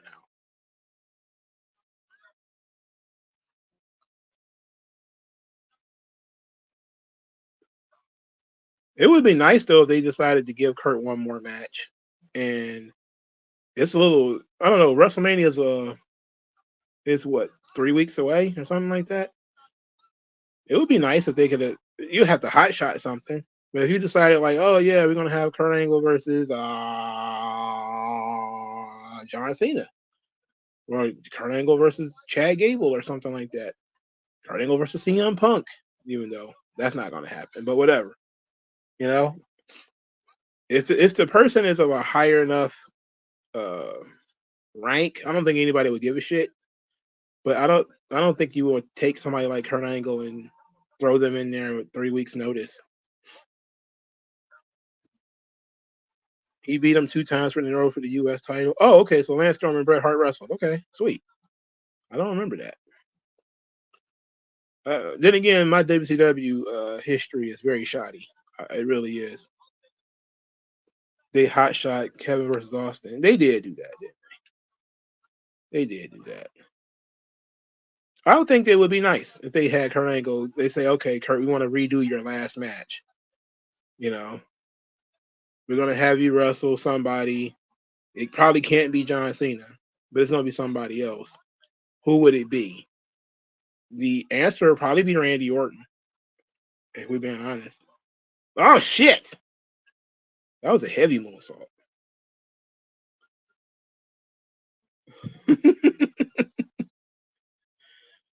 What happened to Nikki Cross, another Pepe of Triple H booking? Remember Nikki Cross back to the psychopath from her superhero gimmick. Yeah, she was doing the staring thing, and then she vanished off the face of the earth. Um, you know what? I think Kurt Angle would be a better if he was in Chad Gable's corner. If he was doing, if they'd have gave Chad Gable the match at WrestleMania, and he could have just put Kurt Angle with him, as like a mentor or something like that. And you could have did Gunter and Kurt Angle skits and stuff like that. It could have been so much fun. You know, they could have. Just thinking about that is amazing. You know, you could have had Kurt Angle and Alpha Academy doing silly stuff with Otis and Maxine Dupree. You could have teased a Gunter Kurt Angle match, even though I don't think Kurt want to take them chops for God's sakes. Oh, I thought you meant Lance Storm and Bret Hart, Austin Theory and Rey Mysterio. Oh Jesus, that's a hell of a single crowd right there, brother.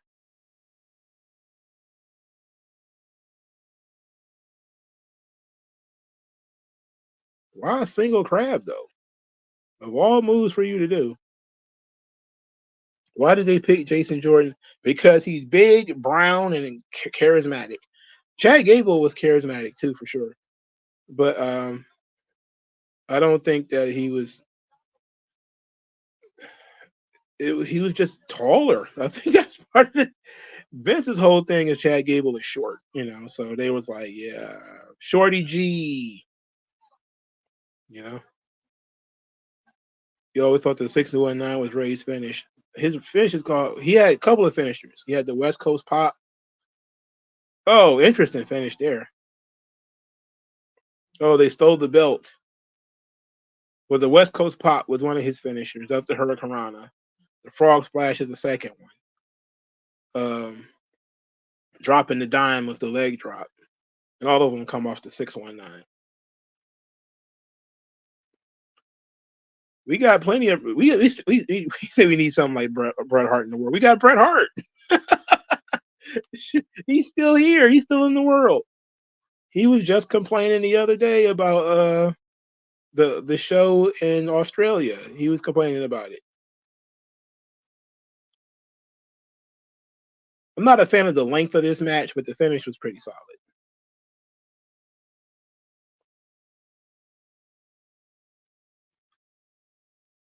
It was a little long for my taste, but Ray and Chavo don't have bad matches.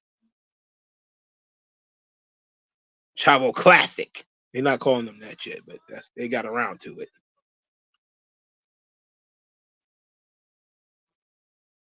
I would not want to be on an open trolley like that.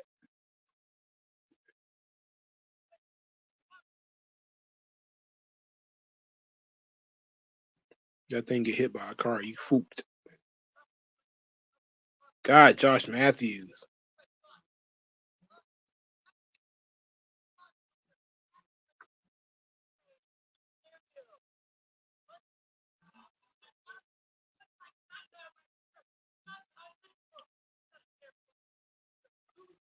He's a loser.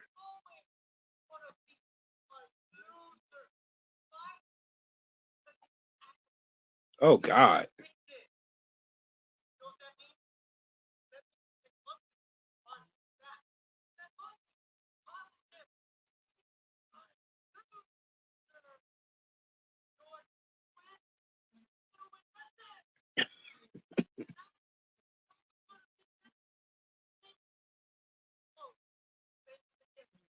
Damn, he a hater.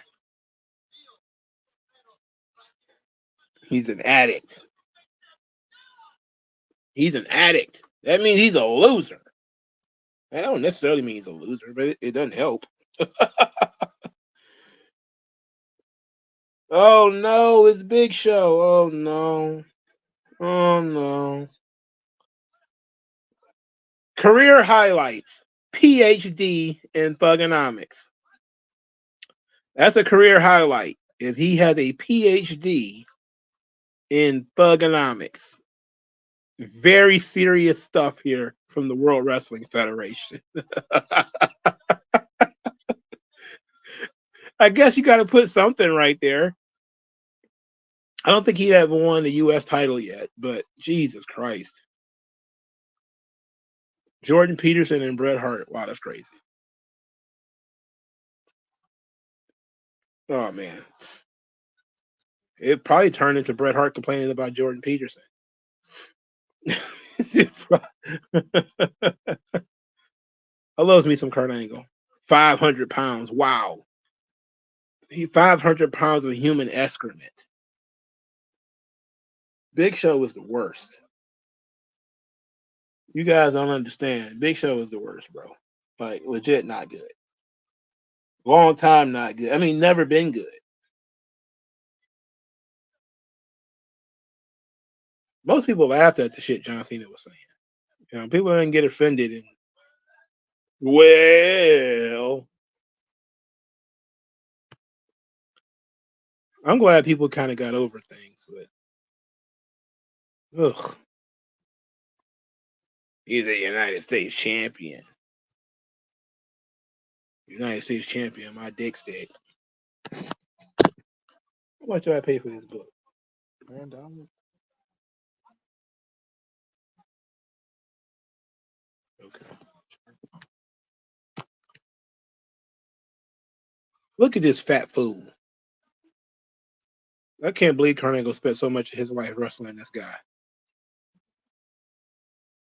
I can't believe WWF tried to get people to believe that Paul White is any good. Being born with giantism isn't a talent. I hate to break it to you. Listen to that pop for old John. So, you think you're untouchable?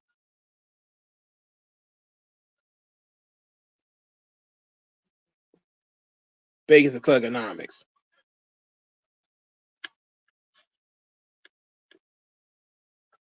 You about to rap?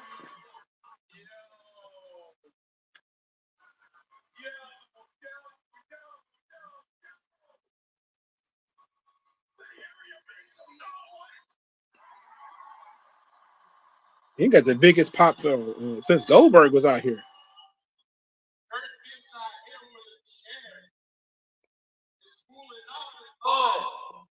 I'm not the guy that's going to hit another dude from behind. I'm not your right hand, Kurt. There's no way that I could whack you. If I got beef, I come right up to your face and frickin' smack you. You want to know who knocked you out? Here's a really big clue. He's 500 pounds. He smells like crap. And he's standing right next to you. Let's throw this whale back in the bay and have him sleep with the fishes. He called him a whale. Hell yeah. Fat fuck. This ain't no three-way dance. He's serving two bitches.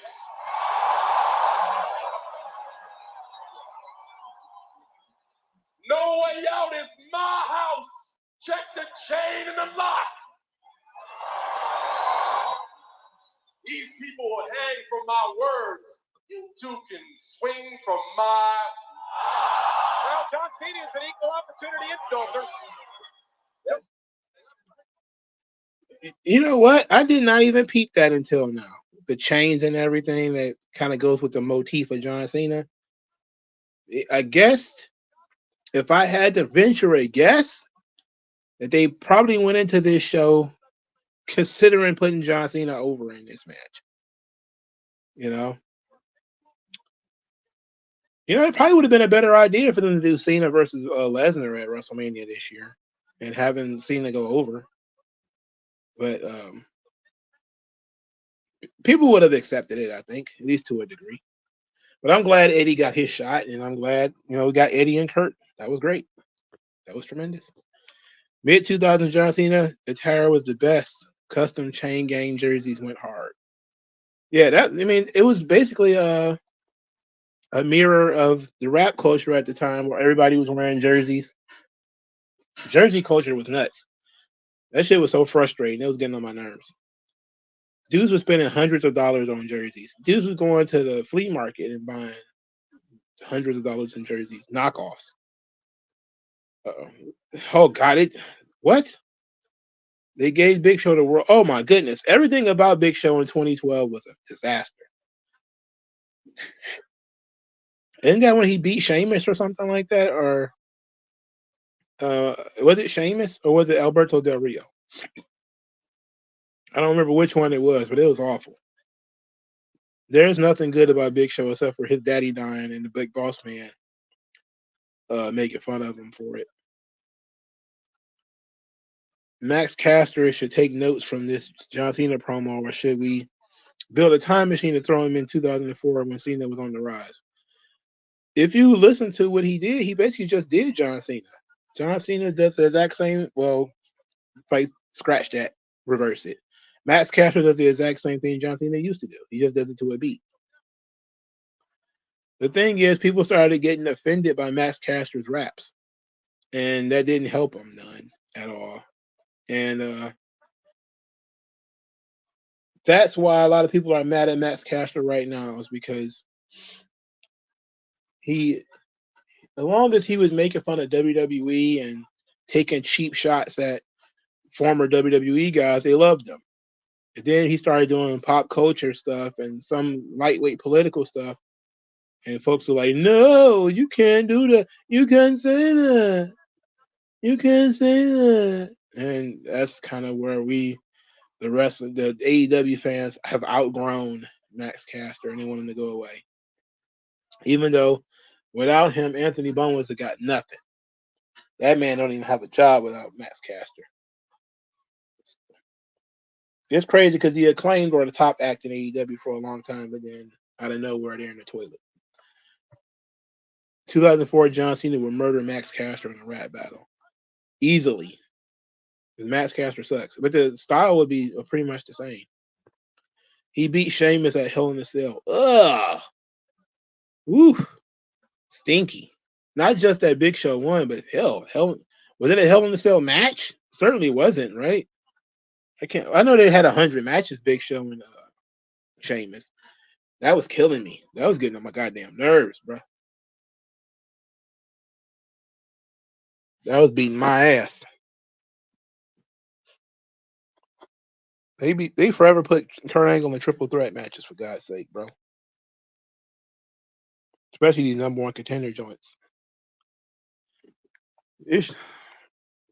I don't think this show would have been better if Big Show was in a singles match.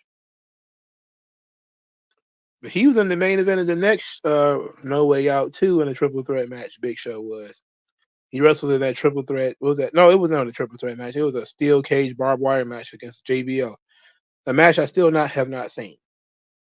Yeah, I still have not seen that match. I think that might have been one of the few times WWE has used barbed wire, and I did not watch it because it's Big Show, and I refuse. Like, why would I? I respect myself too much.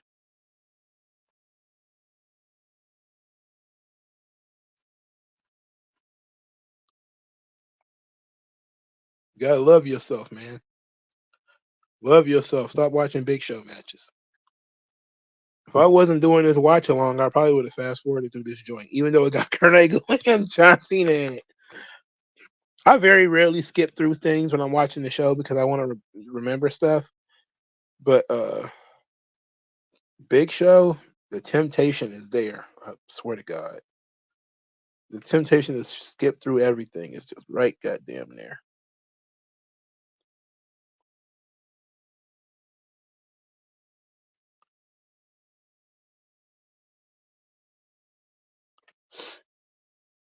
Who do I think will win in a promo battle? '90s Attitude Era Rock or mid 2000s Thug John Cena? Uh, well, probably The Rock. Probably The Rock. Rock was he was a buzzsaw back then, man. I couldn't stand it. The Rock didn't do nothing but bury folks, man. If we being honest, that's how he really got over, and people don't pay much attention to it. The Rock never won like 100 matches in a row and was the superhero, like Steve Austin and everything. But The Rock would go on like a burying spree where he would just like basically kill his opponents and make them completely, totally worthless. And everybody would have so much fun at The Rock digging on Billy Gunn or whatever. And then you realize that nobody's taking Billy Gunn seriously anymore. All of all the jokes were a little too close to home. You know how that goes. Verbally burying people. Look at this Big Show. He sucks. His gimmick is I'm going to stand on your leg. Sensible because he is 2,000 pounds, but God's sakes. Ooh.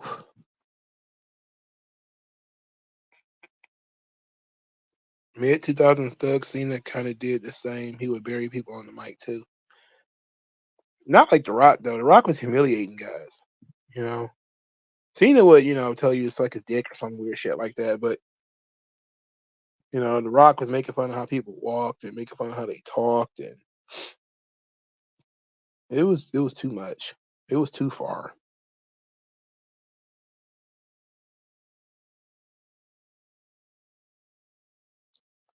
A lot of intestinal fortitude by Cena.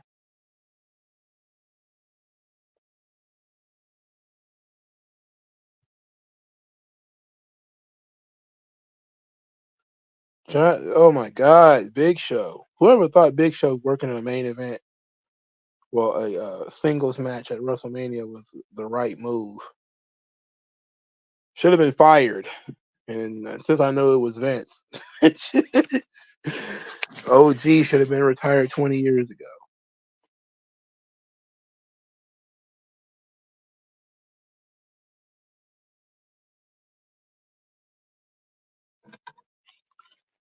I did want to watch WrestleMania, like I said before, because it's the 20-year anniversary. But WG Field pitched this idea, and I was like, you know what? Yeah, let's go with this. Because I do want to watch uh, Lesnar and Guerrero. You think '96 heel Stone Cold could probably beat The Rock on the mic?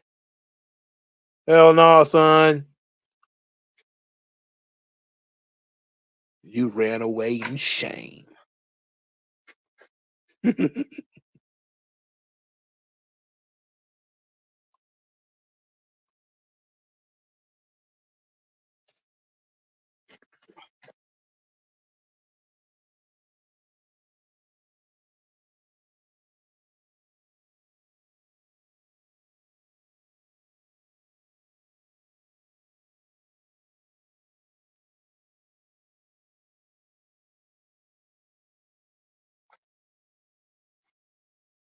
Who have the best DDT?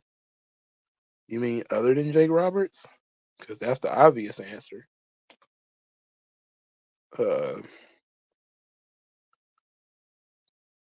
I like Ravens DDT. I thought it was pretty good. It got kind of trash when guys started jumping with it instead of doing the sweep.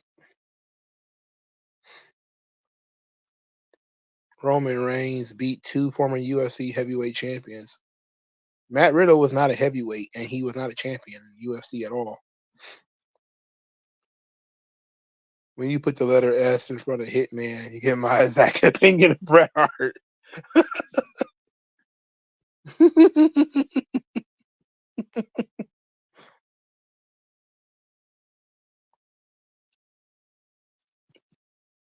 Do I think they're going to turn Tiffany Stratton babyface?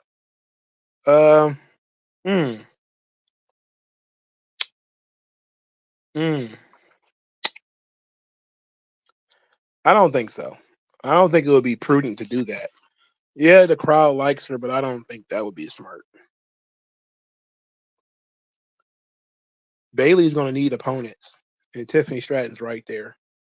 So if not Tiffany, then who?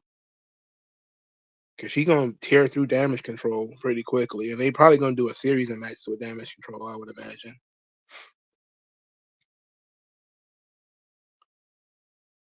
Is Big Show actually selling well? Pulling his own hair out? That's actually not bad. You're getting a good shot of it, too. You can watch WrestleMania for the remainder of Thursday. If I'm going to watch WrestleMania, I got to start earlier. Really. I probably want to start at like 8. I mean, I'm sorry, 8. Start at like 6 or something. Because a lot of those new WrestleManias, man, those shits is long. They long shows. I'm actually considering watching WrestleMania 20 next week. But I also want to. Also, I've tried to do the watch alongs and everything when there's not a lot of news to talk about. So give me when there's some free time and there's not a lot of news to discuss.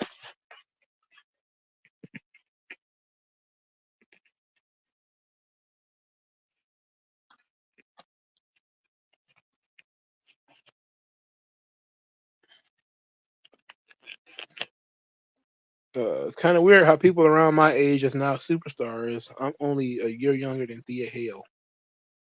You know what? That's amazing because I would have never imagined somebody being like 19 or 20 on the WWE roster. Oh, Cena's the one who tapped out here? Wow, that's weird. What an odd decision. What an odd decision to have Kurt Angle beat your top babyface, or one of your top baby faces. I mean, yes, they told the story of Cena's leg throughout the match and everything, but Cena tapping out, oof, that sucks.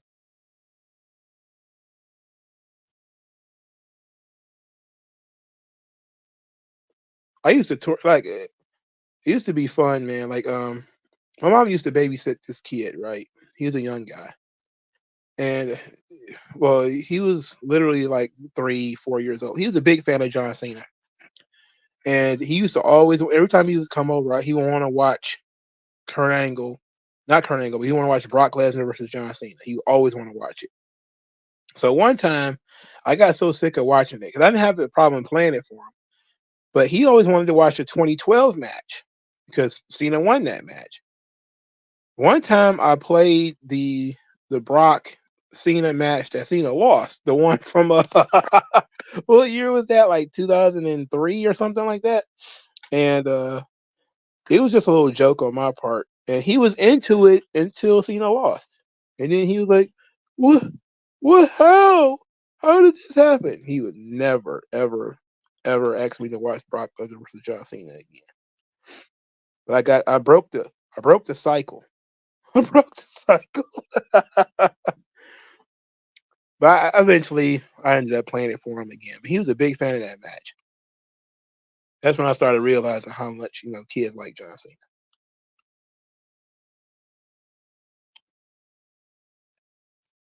Do you think the WWE do tag teams Bianca Belair and Naomi team up with Bailey versus Damage Control? That's not going to be happen at WrestleMania. If anything, I would say probably Bianca and Jade Cargill, but it seemed like it might be Bianca and Naomi. Look, that's fine too, but Bianca is certainly going to fight Damage Control. Um, so her getting stuck in a tag team match kind of sucks, but it is what it is. I thought it'd have been sensible for it to be Bianca and uh, Jade, especially since Jade is green. You could have Bianca work the babyface in peril, and then Jade comes in with the big spots and wins the match or whatever. That could be great. Start her run out as a champion and all that kind of stuff. But then you do have to ask the question: how do you get the belts off of them? For God's sakes, at least when it's Bianca and Naomi, Naomi could take the L and end it. Yeah, it was Backlash 2003.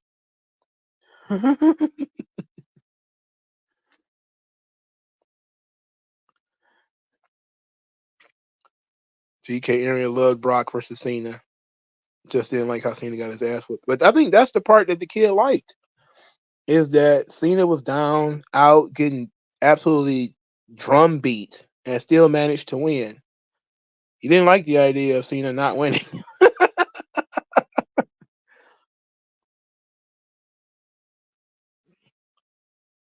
That was fun though. You wonder how guys like Rock, Cena, and Orton feel that they have been in WWE longer than some of these new talent in WWE being alive. That's got to be crazy, right? You the Rock. You've been in WWE since 1996. Thea Hale was born in what 2005, maybe 2004, maybe 2003. Oh shit! Like he was retiring at that point in time. Like that's got to be crazy, right? I think Rock's daughter is older than Thea Hale. He's not, matter of fact, I'm sure of it. You know,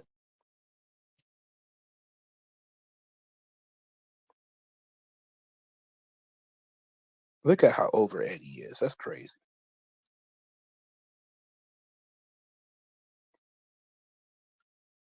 I do want to ask Vince, like, what was the decision to get the belt to Eddie? What was that about?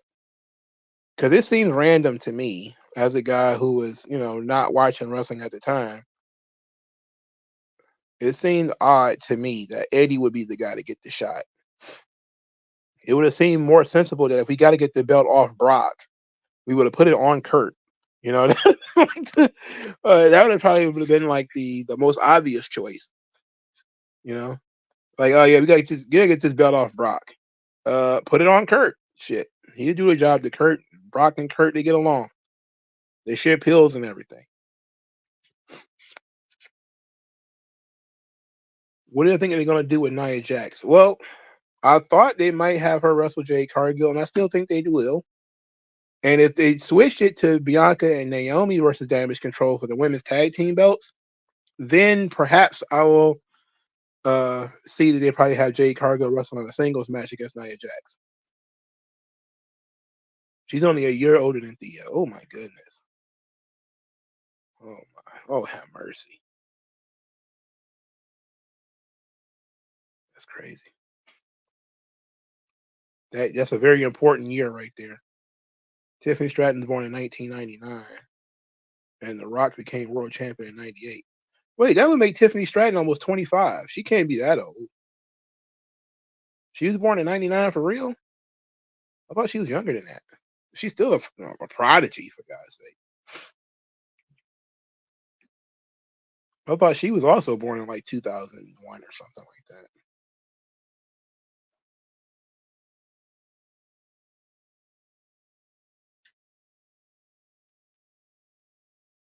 Like she still the low rider. They knew what they was doing when it comes to Eddie Guerrero, brother. Eddie Guerrero. I got Mia. I'm having some internal stimuli. I was thinking about Sasha Banks, Mercedes Monet, and whenever she used the word me, she just Mia. You know, you guys are here to see Mia, and she of course mentioned Eddie Guerrero last night. I think people was playing like a drinking game, see how many times she was going to actually say his name, but she only said it like 2 or 3 times, so it wasn't like a ridiculous number. It was enough though.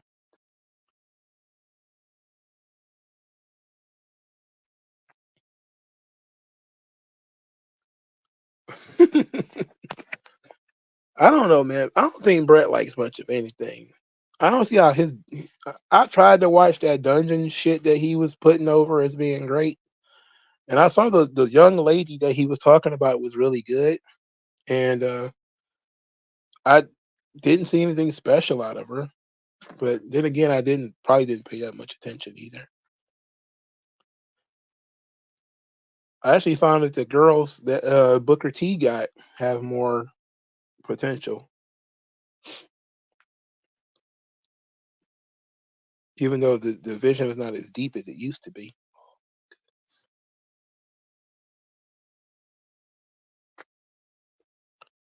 Man, I see why Eddie won. He's super over. It's crazy.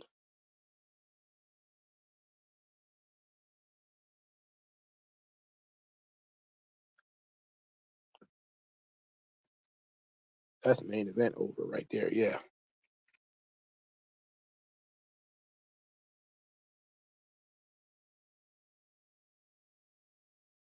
Yes, that's main event over right there, brother. When he don't got to do nothing but come out there and they're cheering, that's main event over, fam.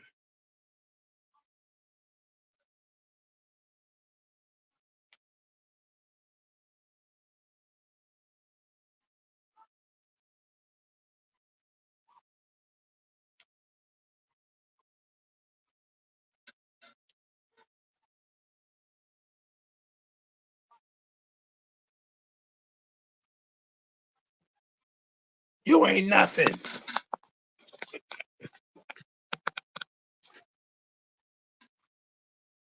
You ain't nothing. Oh, he was way more over than Benoit. Benoit never even got close to how over Eddie Guerrero was. He never even got close. Uh,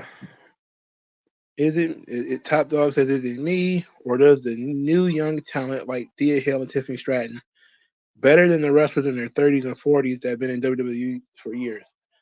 Quite a few of them are. You know, I mean, they're you gotta think about it, bro. Like they starting to bring in uh genetic freaks. I mean, people who are just super athletic.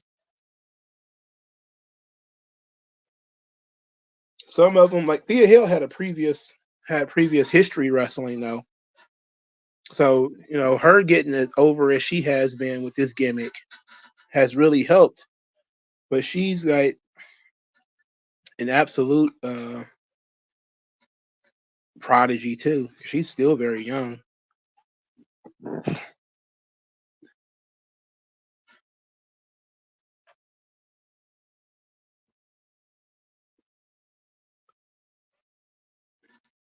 Oh no, he nowhere near Eddie's charisma. I mean, Eddie was completely a different level. And in WWE, where charisma matters, you know, size. Oh shit, and it matters more than ability. Look at this shit. He just made that up on the fly, and you could tell. It looked great, but you could tell he made that shit up.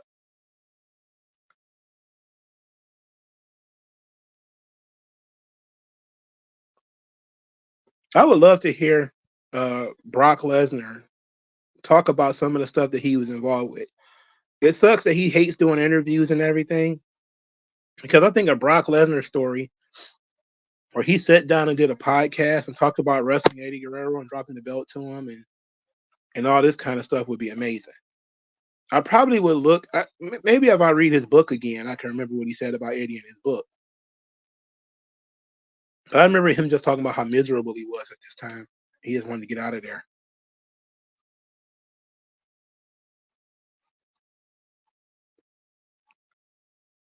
You think Vince genuinely? I do too. I think he was genuinely a fan. Eddie was entertaining. You know, he took something like the whole line cheating and stealing thing and made it special, and people got behind him. He was willing to be vulnerable. You know, talk about his addictions and you know his infidelity and all this kind of stuff they use in storylines.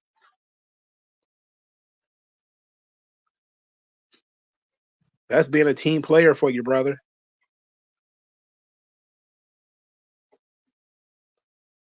You know, you feel me? He likes team players that much is for sure. Brock's just beating his ass, throwing him all over the place. Ooh, look at those pock marks on his back, for God's sake. Look at that. That's that roid shit right there on his back. He got the solar system on his goddamn back. He got meteoroids on his back.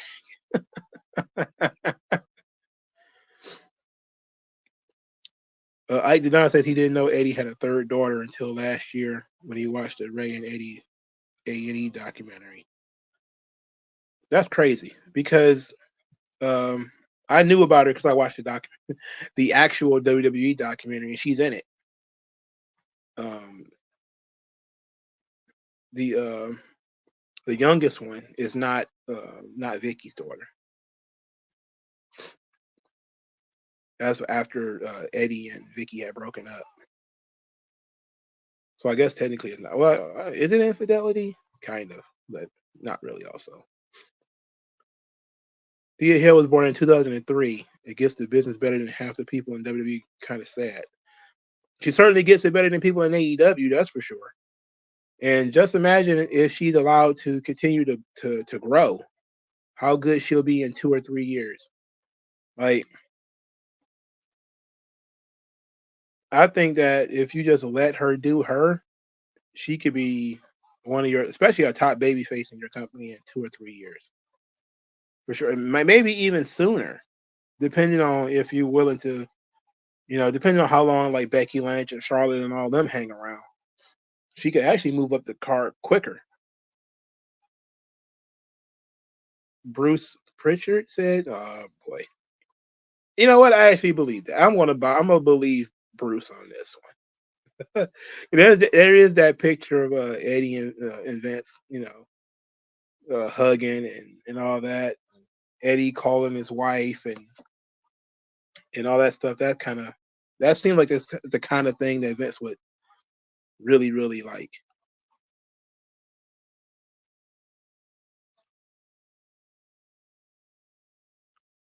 The thing is that Brock is just look at this. Look at what he's doing to this man. He's just making shit up as like this is a fisherman buster, but he's just making shit up as he goes along because he can. Amazing. And Eddie is smart. He's not trying to go 50-50 with Brock. Like, look at this shit. Like this is simple psychology. Eddie knows he's a smaller man. Brock is the big guy, he's the bully.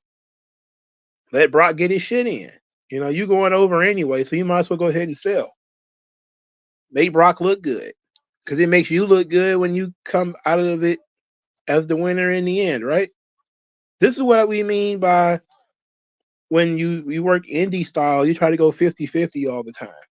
You throw a strike, I throw a strike. You throw a strike, I throw a strike. Like, fuck no, stop it. Somebody needs to get the upper hand. That's what make a good basketball game is when somebody goes on like a 12-0 run. And then you catch up with like 15 unanswered points. And now they have to figure out how they're going to strategize and come back. Like if you make a bucket and then they make a bucket, you make a bucket, they make a bucket until the game is over. That sucks. The game becomes exciting when it comes to like fast breaks and steals and things that stop the cycle. Throwing an interception. Top Dog hopes Triple H doesn't mess up guys like Braun, Tiffany Stratton, Thea Hill, Tony D, Trick Williams. Oh my God. Somebody put it in my brain if they're going to change Trick Williams' theme song. He goes to the main roster, and you know what? I said, fuck, that's probably is going to happen. That probably will happen. Ooh, what a stiff clothesline, too. That was kind of ugly.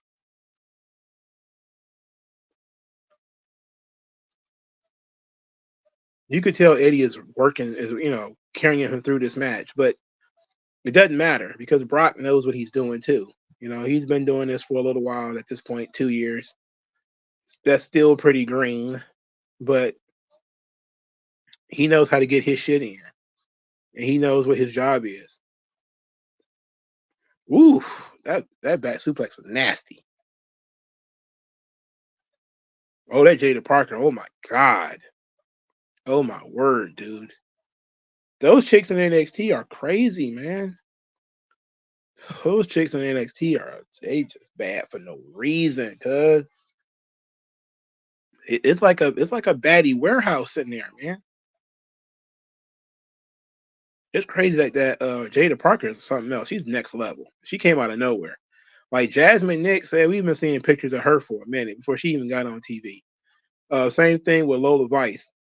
Like Lola Vice been shaking her ass since she was in MMA, so she was already out there doing her thing. But Jada Parker, I don't know where did she come from. Like, what sport did she play? I don't know. Like, I'm trying to be where you are. You feel me? But she's a real piece of work.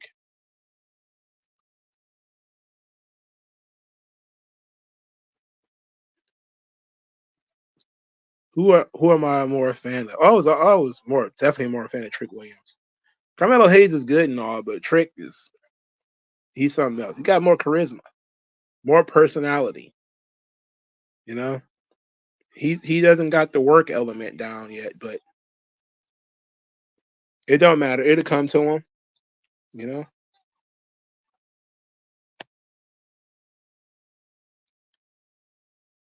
Shawn Michaels Explorer page on Instagram.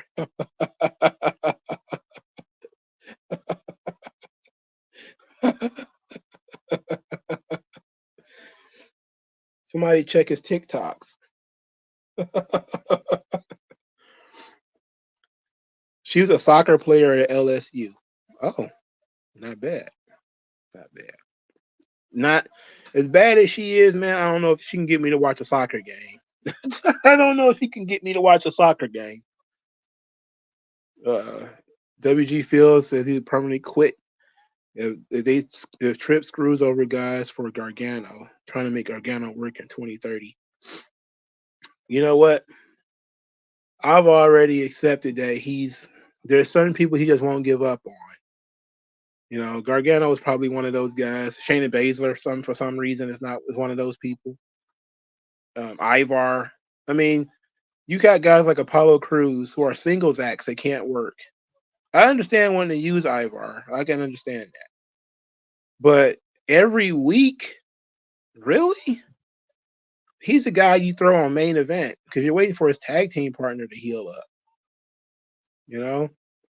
Using him on TV every week in long matches. Like, bro, no way.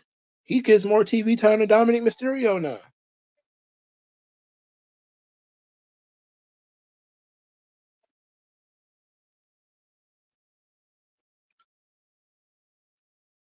I think Idris Inofan Malik Blade would probably do that very well in NXT. Miss Parker.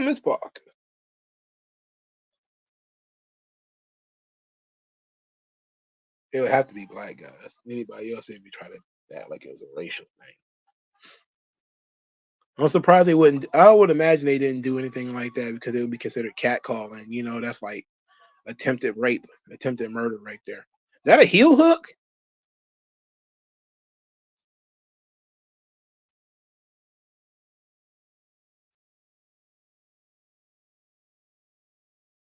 Listen, look at this.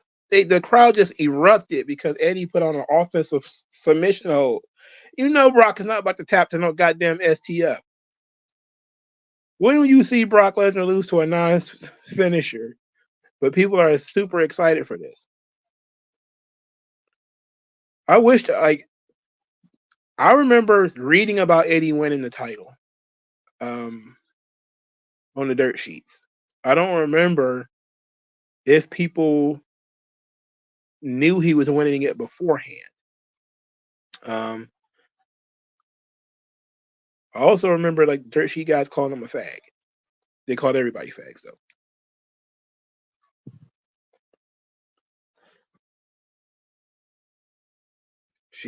That girl's something else. That girl a monster when it comes to being a baddie. What is he trying to do? Because it's not working out, whatever it is he's trying to do. If The Miz had done some shit like that, everybody be talking about it today. The Miz couldn't even put on a figure 4 leg lock. And Eddie Guerrero fucked it up. The other buff Barbie, there's like so many of them on NXT now. Brinley Reese, she's like big Thea Hale. Like Thea Hale is little Thea Hale, and Brinley Reese is big Thea Hale. That's smart by Brock. He sees that he's fucking up this figure 4. He keeps shoving him away.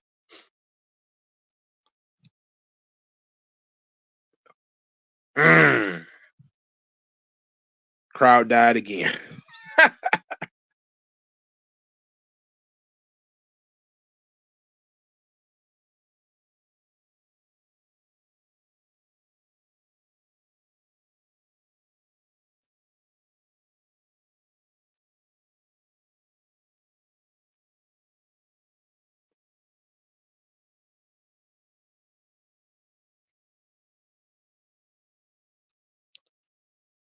This is a really good match. They're doing a good job. Even though Brock has been on the offense most of the match, he's still starting to slow down as the match goes forward. And Eddie's doing whatever he can to start some momentum. And he's targeting a body part. And he's consistently going after that body part. And this is his 3rd or 4th attempt at this figure 4 leg lock. And he's finally got it. What is up with this guy? Why is he back there dancing? Imagine 90 Shawn Michaels with the young hot NXT women today. We get some of these stories. Oh my God, he'd get Me Too'd pretty much every other week. He'd be getting Me Too'd all over the place. It probably would have made some of those girls quit. It probably would have been after him so hard. Coming down on her with 1,000 pounds of pressure, I'm telling you.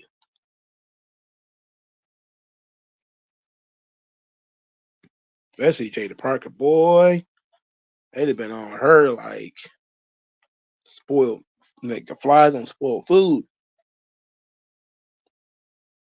Like icing on cake.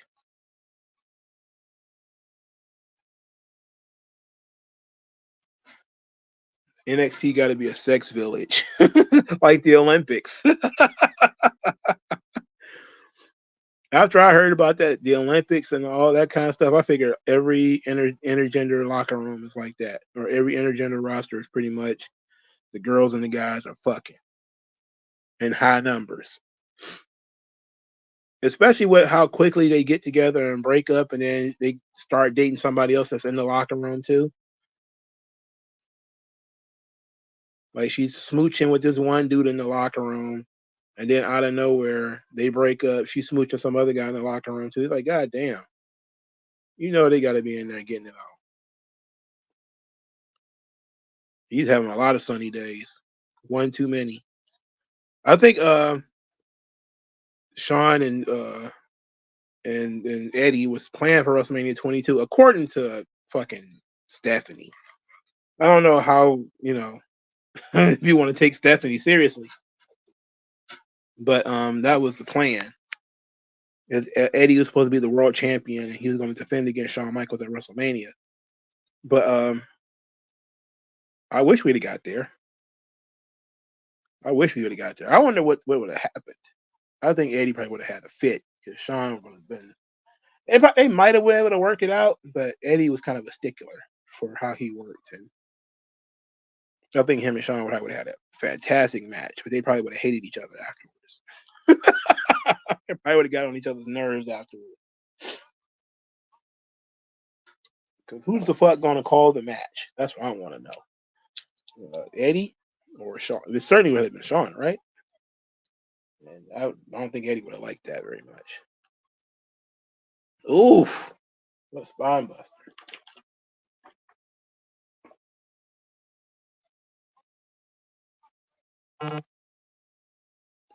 Oh, Sean, if Shawn Michaels in the 90s was around today, he'd got cut. They don't even put up with like half that shit no more, man. I think if you had Randy Orton from like 04, 05, he probably would have got cut too. Like, look at what they cut Matt Riddle. I know Riddle was 35 or 36 or something like that. He's 40.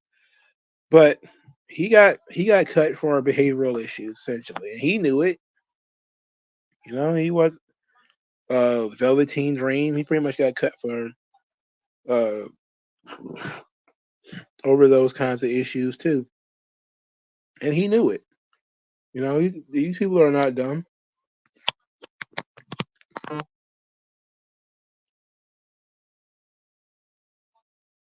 I fully charged my device before I started this, and this thing about to die already. I'm gonna finish this show though. Let's throw it on the charger real quick. We ain't got about a few more minutes left. About 15 minutes. What you mean Eddie Guerrero didn't get put to sleep in the middle of the ring in front of everybody? He's actually fighting through it, showing some passion and some fire? Holy hell. What do you mean? You can see Brock talking to him now. You can't hear him. If it was Cena, you'd probably be able to hear him, but ooh, ate that turnbuckle.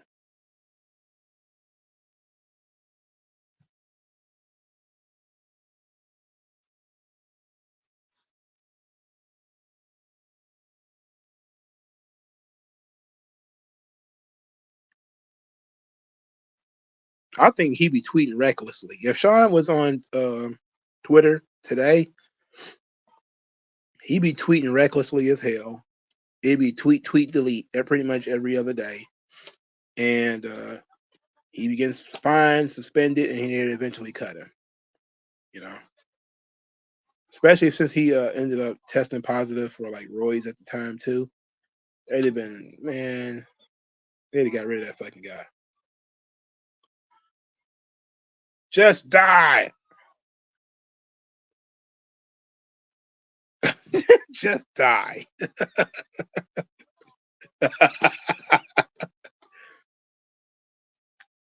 Oh, look at Brock's nose. He's busted. 97 Sean or 04 Orton. Who am I having? Well, uh, hmm. I guess Sean, because he was a little bit more mature. Randy just seems to be getting in random trouble. Like Sean had the Brett issue, and but 97, the click is gone.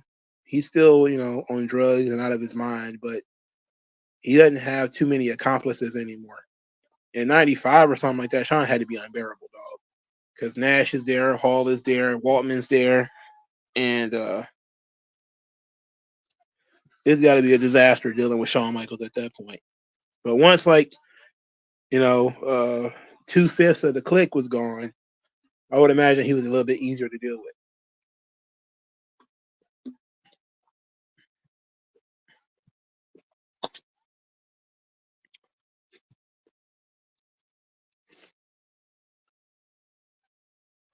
That would have been hilarious. That would have been fun.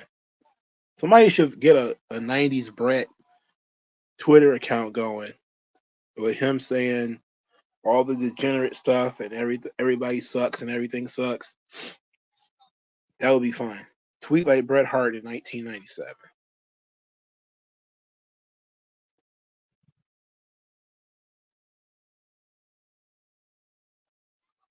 Look how simple this offense is. It's just like bear hugs and throws and everything. It's nothing. It's nothing too over the top.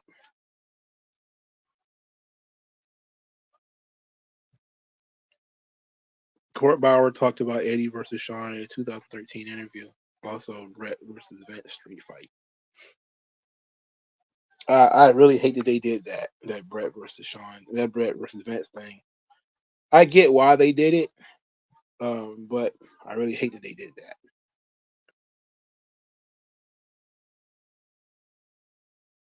But Vince, I mean, Brett couldn't take any bumps. So what more could they do? Brett also worked house shows around that time. I think, but he wasn't allowed to take any bumps. He missed out on some Bret Hart matches because he couldn't take bumps, even though he got in the ring. He worked like 6-man tags and stuff.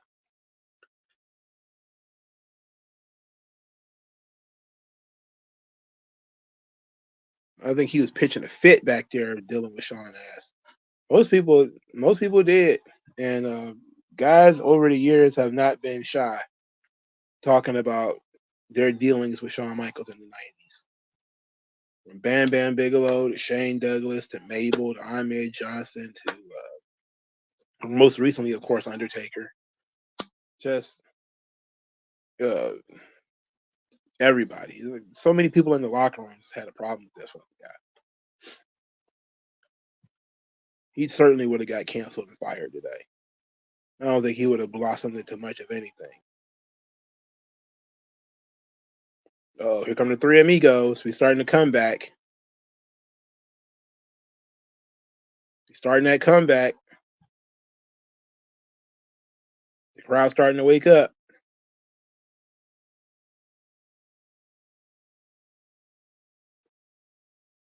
Got him.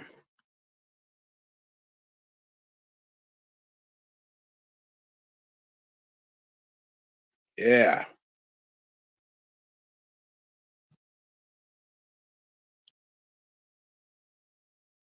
Simple. Three amigos. They back into it.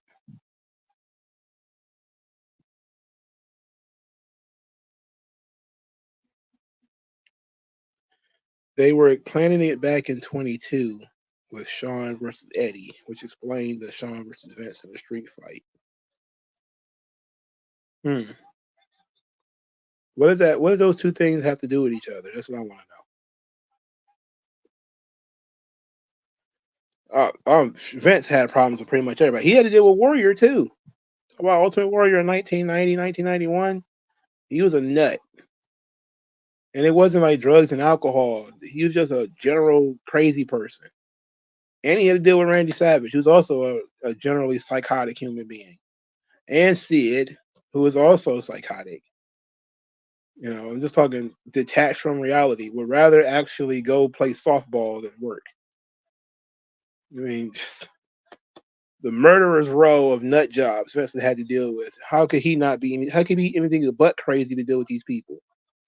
You know, you have to be a little bit nutty yourself to deal with some of these folks, right? Brock is a problem too. He's constantly complaining and bitching. This is why he quit 2 years into his run.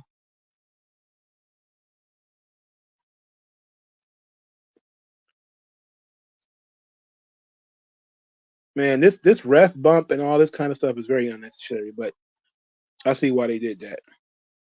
Now, Warrior was already a problem from my understanding. He was it wasn't just his success going to his head, it was just him in general being a shithead.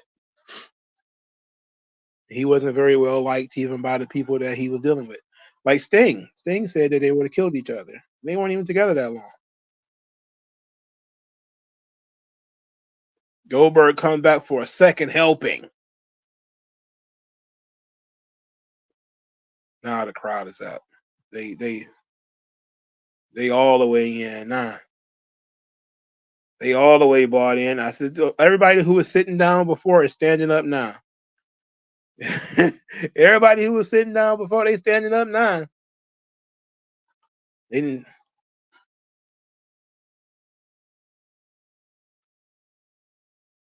That's great.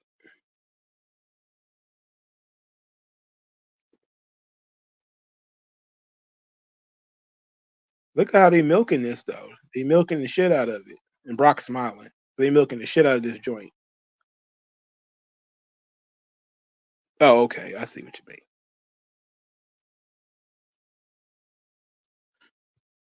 Waltman pooped in people's bags and shit too. Yeah. Oh my god. I couldn't imagine what they would have did to him. Oh no, he kicked out.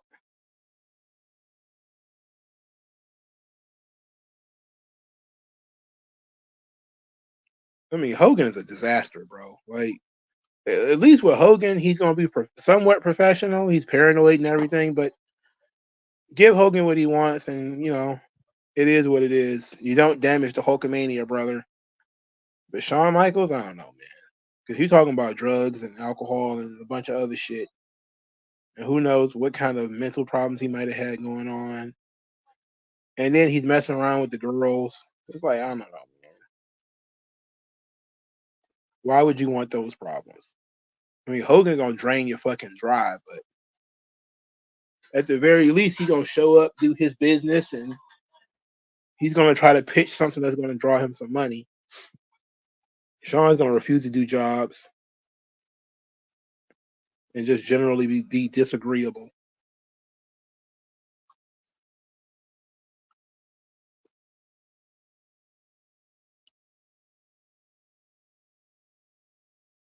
Man, what a counter. What a tremendous counter. That was very smart. Whoever came up with this finish is a fucking genius.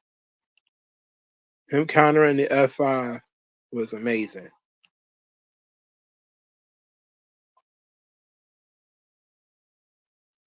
Oh, I got chills. I'm doing the rock thing. Look at my arm, brother.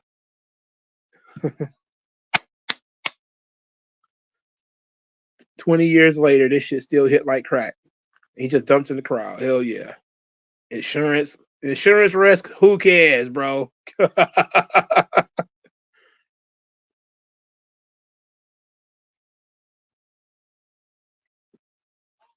at security grabbing him out of the crowd, bro.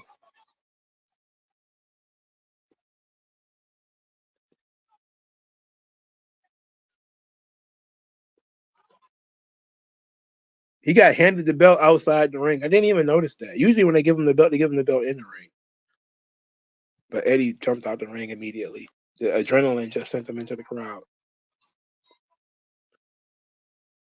His mommy, his brother is there too. That's phenomenal, bro.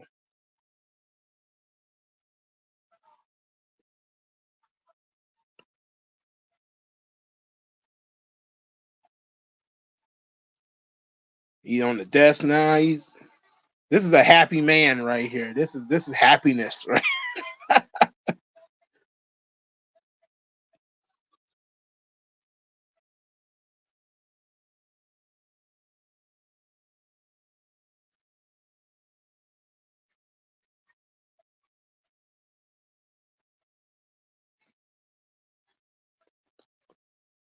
This is his redemption.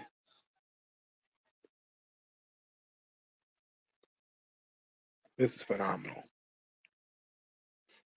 Why do you got the Californian flag? What's that about? That's the Mexican flag. Most guys who say when they get told, they don't believe it until it actually happens. So like it's a very weird thing where you're gonna win, but they don't actually feel it until the match is over. And it's pretty unanimous. Like I've never heard anybody say like I didn't care because I knew I was going to win. Almost all of them say I was told that, but they could change the finish in the ring and all kinds of shit. So usually it's they have a certain feeling once the match is actually over. And it's actually a good sign of being a professional that you don't sell that you're going to win or lose. Especially since we see people sell losses so almost immediately.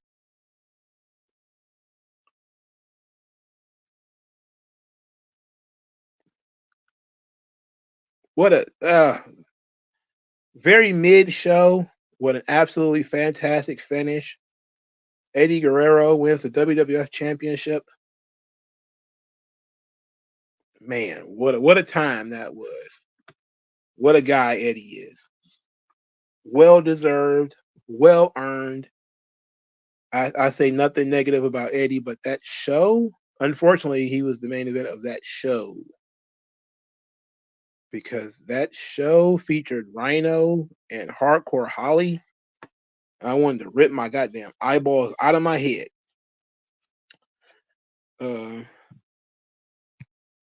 Sean is the closest we get to wrestling version of Tupac, running around doing what he wants.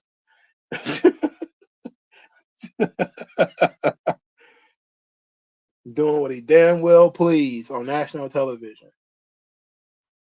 And Vince was down in the dumps, couldn't really do too much about it. He was losing money and all kinds of shit. All right. Oh goodness. All right. Thank you guys for sticking around here doing this live stream, this watch along. Hopefully you guys enjoy watching the show. Again, the show wasn't that great, but we had good conversation. We had fun watching this thing, man. In any event, thank you guys for stopping by. I'll talk to you guys later, man. Peace out.